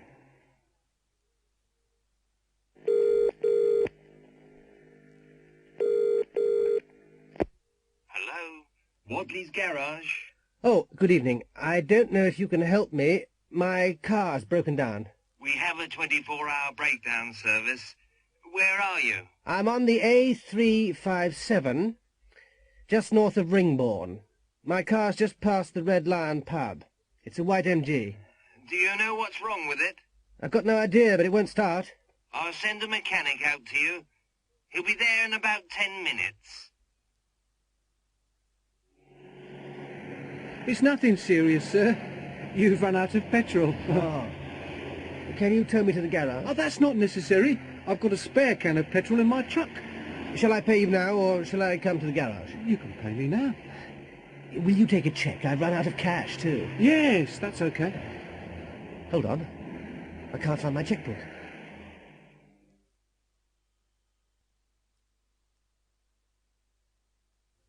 Emergency 999.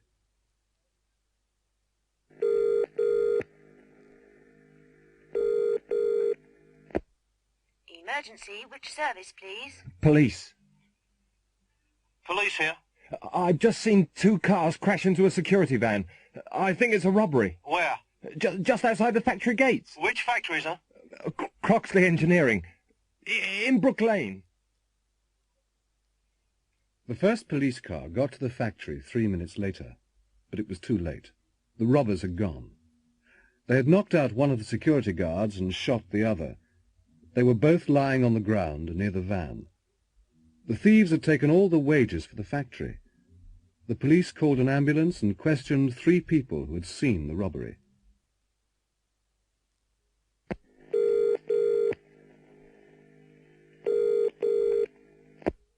Emergency, which service, please? Fire. Fire service. Come quickly, Fenley's garage is on fire. The one in Churchill Road. We'll be there in 2 minutes. The fire engine got to the garage just in time. The showroom was burning. Fortunately, the fire hadn't reached the petrol pumps and hadn't spread to neighbouring houses. The firemen were able to put it out quickly. The fire had started in the office. Someone had thrown a lighted cigarette into a waste paper basket.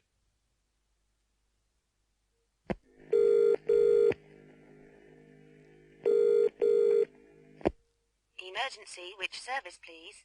Ambulance. Ambulance service. Hurry, there's a boy. He's in the canal, and I don't think he can swim. Where are you, madam? Oh, sorry. Near the bridge. The one in Balaclava Street. We're on our way. When the ambulance arrived, the boy was lying on the quay. A policeman had seen the boy in the water and had dived in and rescued him. The boy was all right. The policeman had given him artificial respiration. The ambulance took the boy and the policeman to hospital.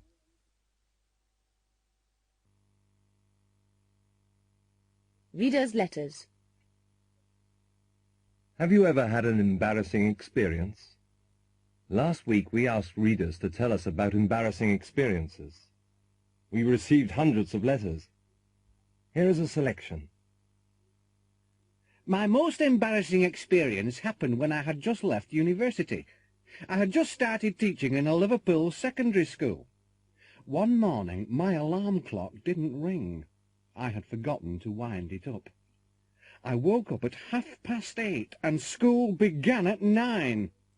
I quickly washed, shaved, dressed, jumped into my car and drove to school.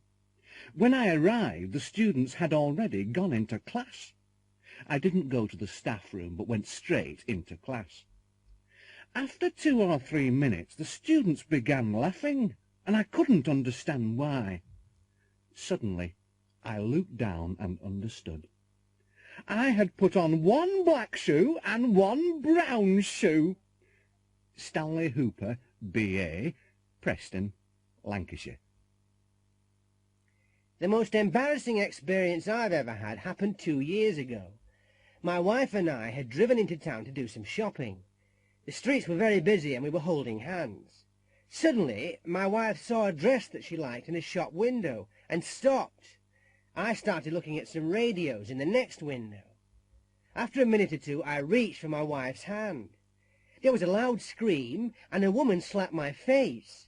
I hadn't taken my wife's hand. I'd taken the hand of a complete stranger. Len Bailey, Sheffield, Yorks. My husband and I had decided to buy a new house, and I'd made an appointment to see our bank manager. I'd never met him before, and I was a bit nervous. I drove into town, and I was lucky enough to find a parking space outside the bank. I'd just started reversing into the space when another car drove into it. I was furious. I opened my window and shouted at the other driver. He ignored me and walked away. It took me 20 minutes to find another space. As soon as I'd parked the car, I rushed back to the bank. I was 10 minutes late for my interview. I went to the manager's office, knocked and walked in. The manager was sitting behind his desk. He was the man who had taken my parking space. Kate Kirby, Portsmouth, Hants. Why don't you write and tell us about your most embarrassing experience?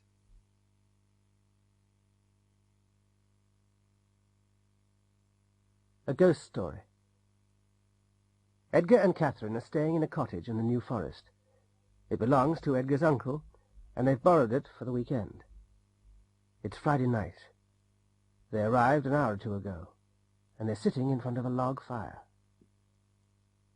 Oh, Edgar, this house is fantastic. I love old houses. There's a ghost here, you know. Edgar, don't be silly. You're trying to frighten me. Not at all. I've been coming here for years. We used to stay here when I was a child. I saw the ghost myself once. Edgar, this isn't funny. It's late at night. Anyway, I don't believe in ghosts. Don't you? I do. Where did you see the ghost? Upstairs, in the bedroom. Ha ha. Did it have a white sheet over its head? No, no. It was quite an ordinary ghost, really. He was wearing Victorian clothes. He? Who? The ghost, of course. I'll tell you about it. I'd been walking in the forest all day, and I was really tired, so I went to bed early. Had you had anything to drink? No, no. Well, go on. What happened? I'd been in bed for 2 or 3 hours. How do you know that it was a few hours? There's an old grandfather clock in the bedroom. You'll see it when we go upstairs. Anyway, the man was standing beside it. What man? The ghost, of course. What did you do? Nothing. What did he say? Nothing. He just stared at me. How did he get into the room? Had you locked the door? Yes, I had, and the window. It was a cold, foggy night. Was there a fireplace? Yes, but it was too small for a man to get down. Anyway, there'd been a fire. What did you do? I sat up and stared back at him. I was too shocked to move. What happened? What happened? Well, I don't know how long we'd been staring at each other, when suddenly I panicked and shouted. And he disappeared. I don't believe it. I didn't believe it myself at the time, but when I told some people in the village, they believed me. Some of them had seen the ghost themselves. They could even describe him. If you ask them, they'll tell you. Edgar, put some more wood on the fire. I'm going to sleep downstairs tonight.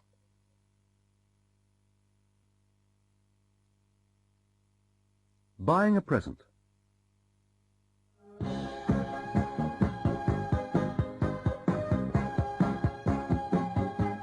Have you got Disco King, please? Who's it by? Soul Sensation. It's their latest single. It's just entered the charts. It's number 9 this week. Hold on, I'll just look. Here you are. Oh, thanks. And have you got the new LP by the Rats? What? Teenage Revolution? Oh, yes, we've got that. It's a fantastic album, you'll love it. Oh, it's not for me. It's for my grandmother. It's a birthday present. I'm trying to find a Christmas present for my wife. Yes, sir. What exactly are you looking for? I'm not sure, really. Perhaps you can help me. Right. I'll show you some bracelets. No, I bought a bracelet for our wedding anniversary. Maybe a ring, then. These rings are made of gold. Yes. I like that one. What's the stone? It's a diamond, sir. And it's only £2,000. Ah. Well, perhaps you could show me some earrings, then. Good morning. Perhaps you can advise me. Yes, madam. I'm looking for a toy for my nephew. Oh, yes. How old is he? He'll be 9 years old on Saturday. Skateboards are still very popular? I don't want him to hurt himself. What about a drum set? I don't think so. His father will be angry if I buy him one of those. Have you got anything educational? You see, he's a very intelligent boy. I've got the perfect thing. A do-it-yourself computer kit.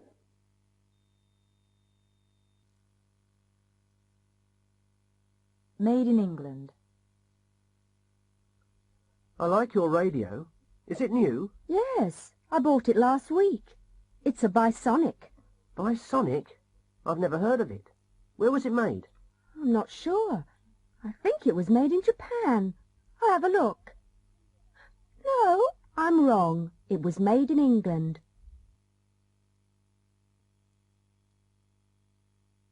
A real bargain. Mr. Palmer is looking for a new house. He's tired of living in the city, and he wants to live in a quiet village. He's with the estate agent now. Well, Mr. Palmer, this is the semi-detached house that I told you about, number 26 Richmond Road. The owners are away, but I've got a key. When was it built? It was built in 1928. Who built it?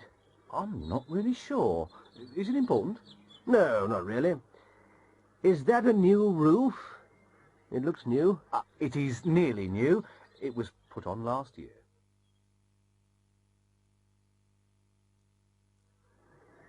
You can see that it's in very good condition. The previous owner was a builder. It's quite an old house. I'm worried about the electrical wiring. Has it been rewired? Yes, it has. Oh. When was it done? 5 years ago. Also, it's been redecorated. Central heating has been put in, and a new garage has been built. Oh, when was that done? Last year, I think.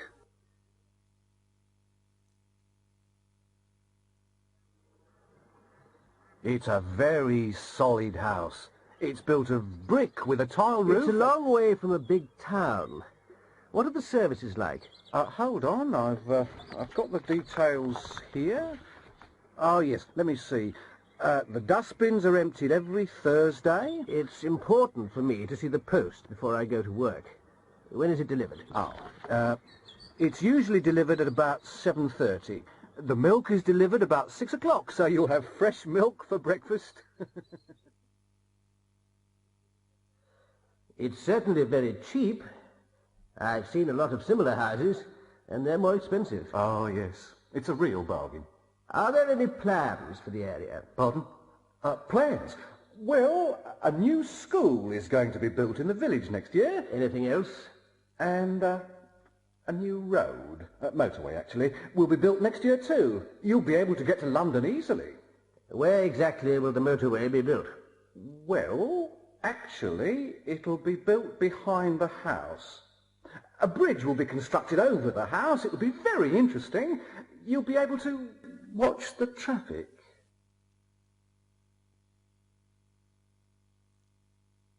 The 8 o'clock news.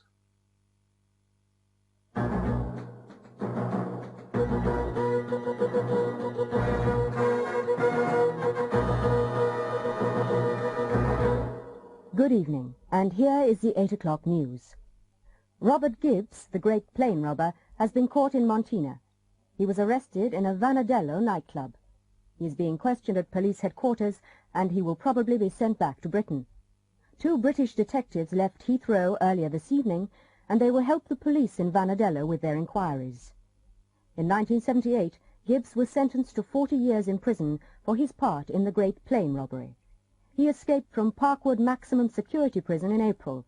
Since then, he has been seen in 10 different countries. The strike at Fernside Engineering in Birmingham has ended after talks between trade union leaders and management representatives. The strike began last weekend after a worker had been sacked. He had had an argument with a supervisor. 5,000 men went on strike. The worker has now been re-employed. Vic Bostic, the lead guitarist of the Rats pop group, is dead. He was found unconscious in his Mayfair flat early this morning. Bostic was rushed to St Swithin's Hospital, but doctors were unable to save his life. A number of bottles which had been found in his flat were taken away by the police. There is no more news about the famous Lanstable painting Norfolk Sunset, which was stolen last night from the National Gallery. The painting, which is worth £500,000, was given to the gallery in 1975. It hasn't been found yet, and all airports and ports are being watched. Cars and trucks are being searched. A reward of £10,000 has been offered for information. Jumbo, the Indian elephant which escaped from London Zoo this afternoon, has been caught. Jumbo was chased across Regent's Park and was finally captured at a hot dog stall in Regent's Park Road. A tranquilizer gun was used, and Jumbo was loaded onto a truck and was taken back to the zoo. At the zoo, he was examined by the zoo veterinary surgeon. Fortunately, no damage had been done, and Jumbo will be returned to the Elephant House later tonight. Jimmy McTavish, the Eastfield United and Scotland striker, has been transferred.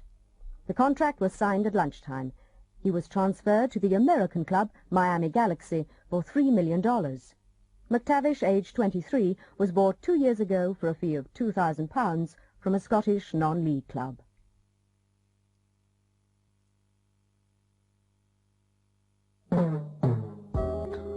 Elvis Presley, story of a superstar. When Elvis Presley died on the 16th of August 1977, radio and television programs all over the world were interrupted to give the news of his death. President Carter was asked to declare a day of national mourning. Carter said, "Elvis Presley changed the face of American popular culture. He was unique and irreplaceable." 80,000 people attended his funeral. The streets were jammed with cars, and Elvis Presley films were shown on television, and his records were played on the radio all day. In the year after his death, 100 million Presley LPs were sold. Elvis Presley was born on January the 8th, 1935, in Tupelo, Mississippi. His twin brother, Jesse Garon, died at birth. His parents were very poor, and Elvis never had music lessons. But he was surrounded by music from an early age. His parents were very religious, and Elvis regularly sang at church services. In 1948, when he was 13, his family moved to Memphis, Tennessee.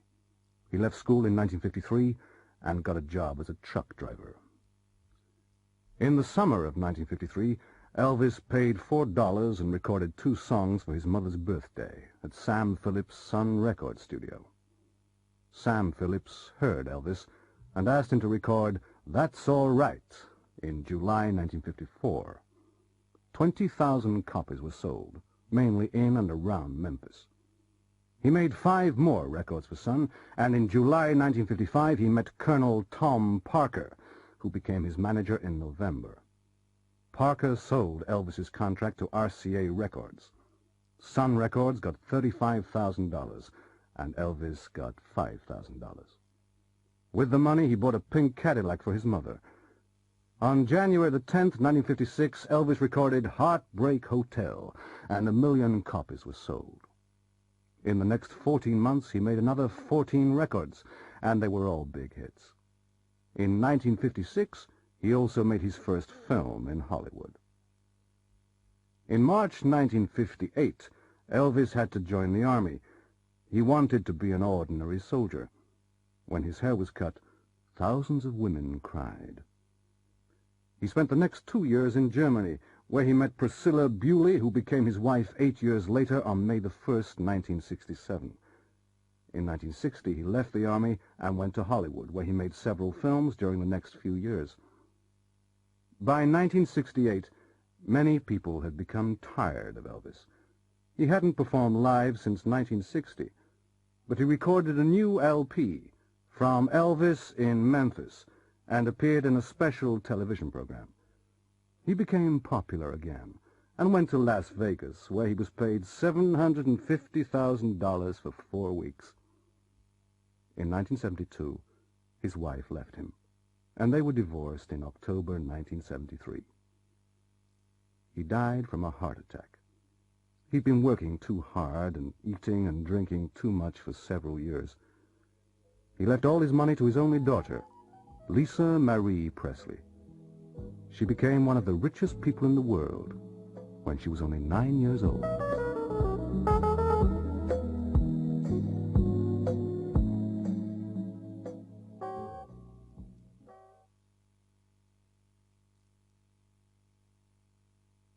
If I had enough money. I've got £3,500. I'm going to look at the car. If I like it, I'll buy it. That's a nice car. But I haven't got enough money. If I had enough money, I'd buy it. I've worked for an oil company for 10 years. I'm a Bachelor of Science in Engineering. I've got the qualifications. I'm going to apply for the job. If they offer me the job, I'll certainly take it. I like that job, but I can't apply for it. I haven't got the qualifications. If I had the qualifications, I'd apply for it. I'm a mechanic, and I know a lot about cars. I've got a clean driving license and enough money. If they ask me, I'll go with them. I've got £1,000 and a driving license. I know very little about cars. If I knew something about cars, I'd go with them.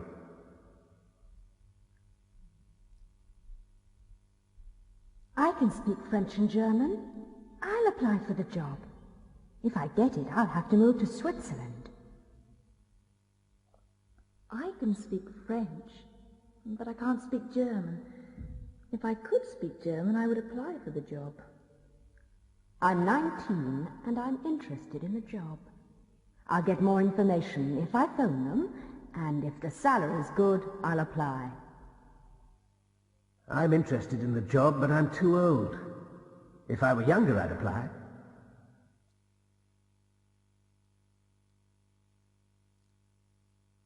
In a restaurant.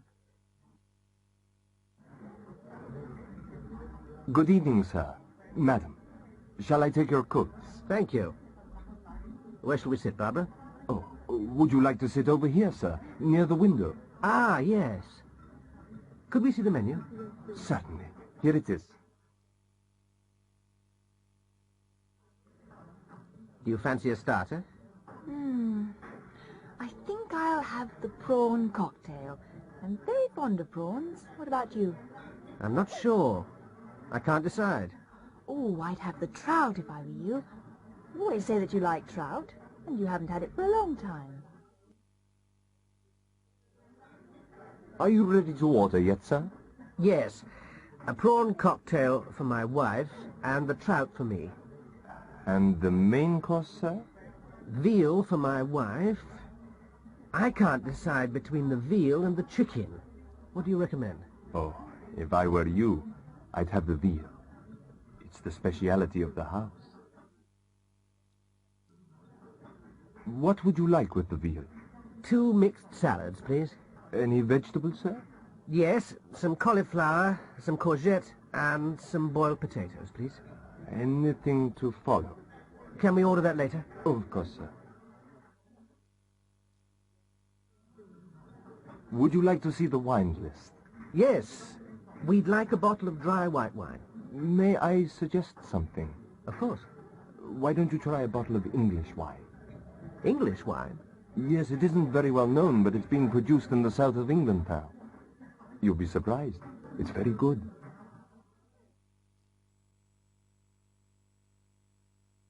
North Sea oil.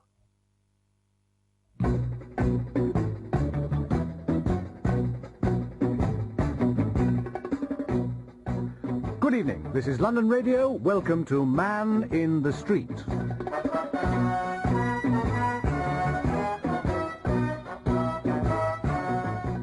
Our program tonight is about North Sea oil. Oil was first discovered beneath the North Sea in the late 1960s. Since then, more and more oil has been found off the coasts of Britain and is being brought ashore. We aren't going to become very rich, but we must decide how to spend the oil revenues. Our interviewer went into the streets to ask people their opinion. He asked, if you were the Prime Minister, what would you do with the money? Well, of course I'm not the Prime Minister, but if I were, I'd spend the money on more hospitals and schools. We need more doctors, nurses and teachers. Classes are too big. If classes were smaller, children would learn more. And there aren't enough nurses either, because salaries are too low. If the salaries were higher, more people would become nurses. Money which is spent now on education and health is an investment for the future. I think the answer is quite simple. Taxes are much too high in this country, aren't they? I would reduce them. If we reduced taxes, people would have more money. If they had more money, they'd spend more. Industry would have to produce more, so it would need more workers. There would be more jobs, and we would all be richer.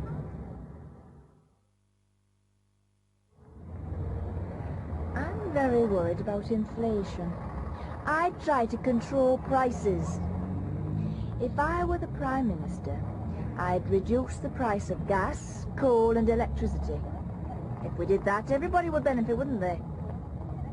Food is much too expensive. I'd encourage the farmers to produce more food more cheaply.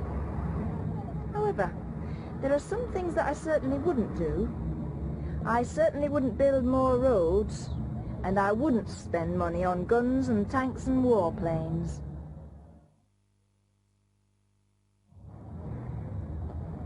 There's too much crime and violence nowadays. There aren't enough policemen on the streets. I'd increase the size of the police force, and I'd increase their salaries. If we had more policemen, we'd all feel safer. I'd also increase old age pensions. I've worked hard all my life, and I should have a reasonable standard of living.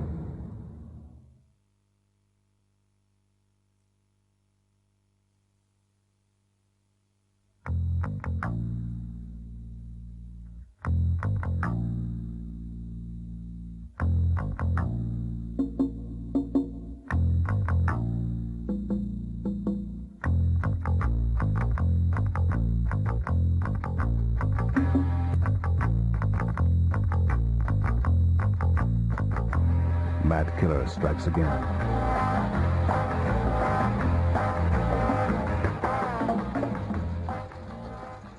Los Angeles Daily Echo. Tuesday, April 12th. Mad killer strikes again. Central Los Angeles was rocked by another car bomb explosion last night. Dr. Martin was killed when he started his car outside the General Hospital. 5 doctors have been killed this year by car bombs. Nobody knows why they were killed or who killed them. A warning letter was sent to the Daily Echo 2 days ago. Detective Leo Lasky has been put in charge of the investigation. Thanks for phoning me. Well, it's important. We received another warning this morning. Another doctor will be killed on Saturday. This killer must be found. If he isn't caught quickly, more people are going to be killed. Yeah, well, he must be found by tomorrow. There are 5 million people in this city. We haven't got any clues. It can't be done. Yeah, well, it must be done, Leo. It must be done.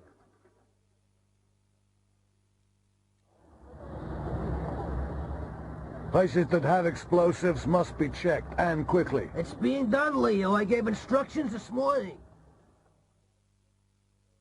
I want you to help me, Doctor. Help you? Of course I'll help you. I may be killed next. Well, Lasky, you've had a warning. You should catch the madman this time. We had a warning last time, Doc, but he couldn't be found in time. This killer hates doctors. Why? Well, maybe a relative or friend died at the hospital. Can I see your records from 4 months ago? The murder started then.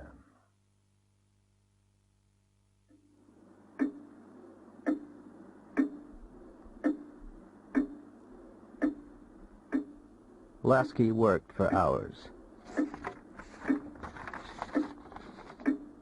At last, he found something. 4 months earlier.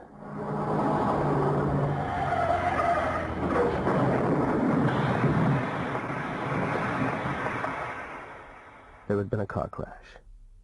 A man and his wife were taken to the hospital. The wife died in the operating theater. The husband threatened revenge.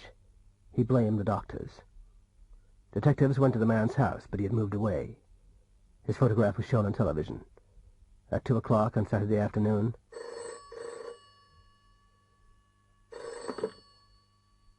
Lasky received a phone call. The man had been seen in a parking lot 2 blocks away from the hospital.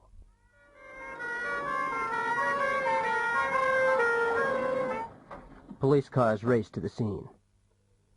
When the police arrived, they saw the man. He was lying underneath a car. He jumped up and started to run, but there were police everywhere. He jumped into the car. And there was a terrible explosion. He had killed himself with his own bomb.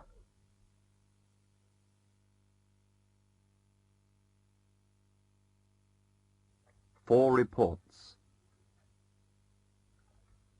Laura Bruce is a trainee reporter for the London Evening Echo. Last week, several famous people arrived at London Airport. Laura was sent to interview them. Nobody told her very much.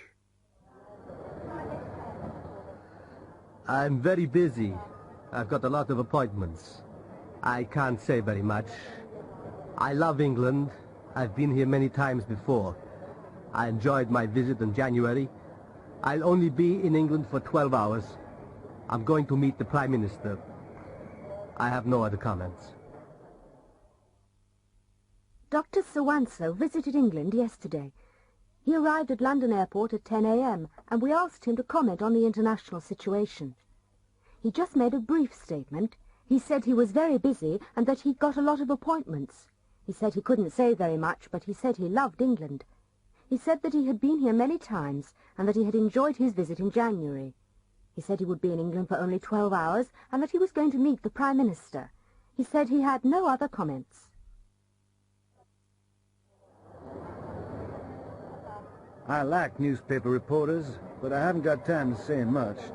Just that I'm the greatest. I've always been the greatest, and I always will be the greatest. I can beat anybody in the world. I've beaten Leo Fink before. I knocked him out in Miami, and I'm going to knock him out in San Paulo. I'll be the champion forever. Excuse me. Brutus Cray stopped at London Airport on his way from Frankfurt to Sao Paulo. I managed to see him in the VIP lounge. Brutus was in a hurry. He said he liked newspaper reporters, but that he hadn't got time to say much. He said he was the greatest, he had always been the greatest, and he always would be the greatest. He said he could beat anybody in the world. He also said he had beaten Leo Fink before.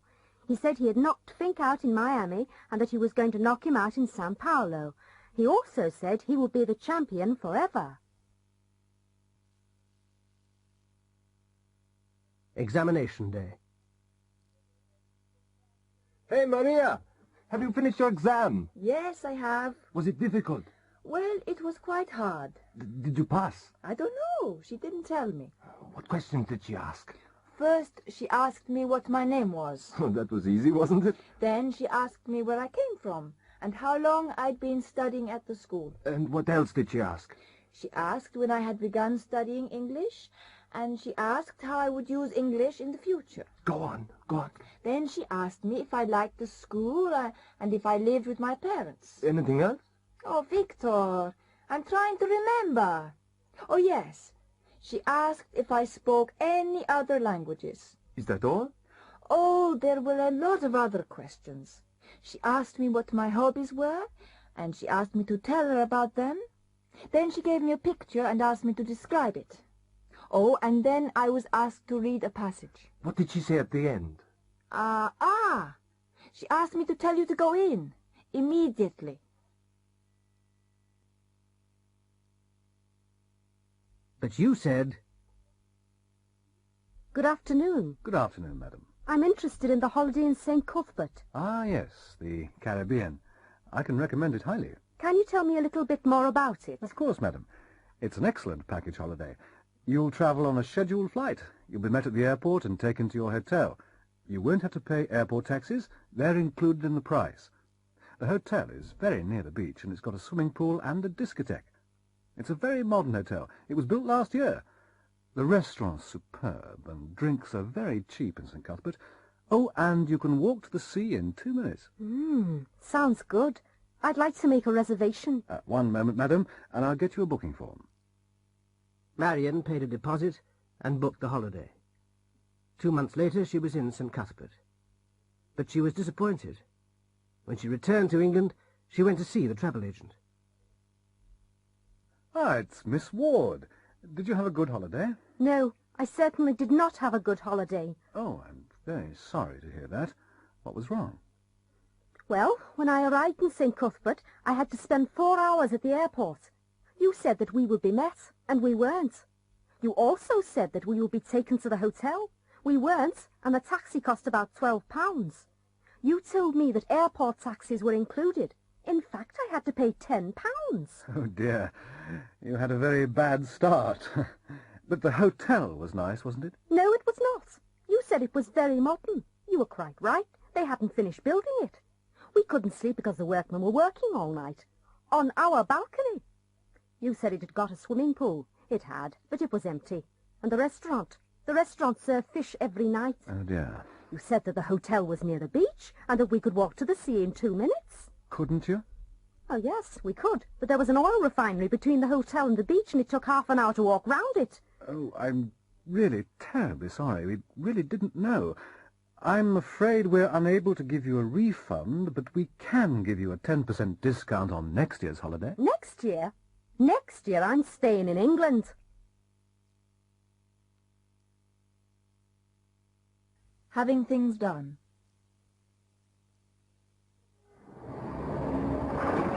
Sorry I'm late. I couldn't start the car this morning. Well, winter's coming. It was probably cold. It needs a service, really. But garages are so expensive nowadays. Can't you service it yourself?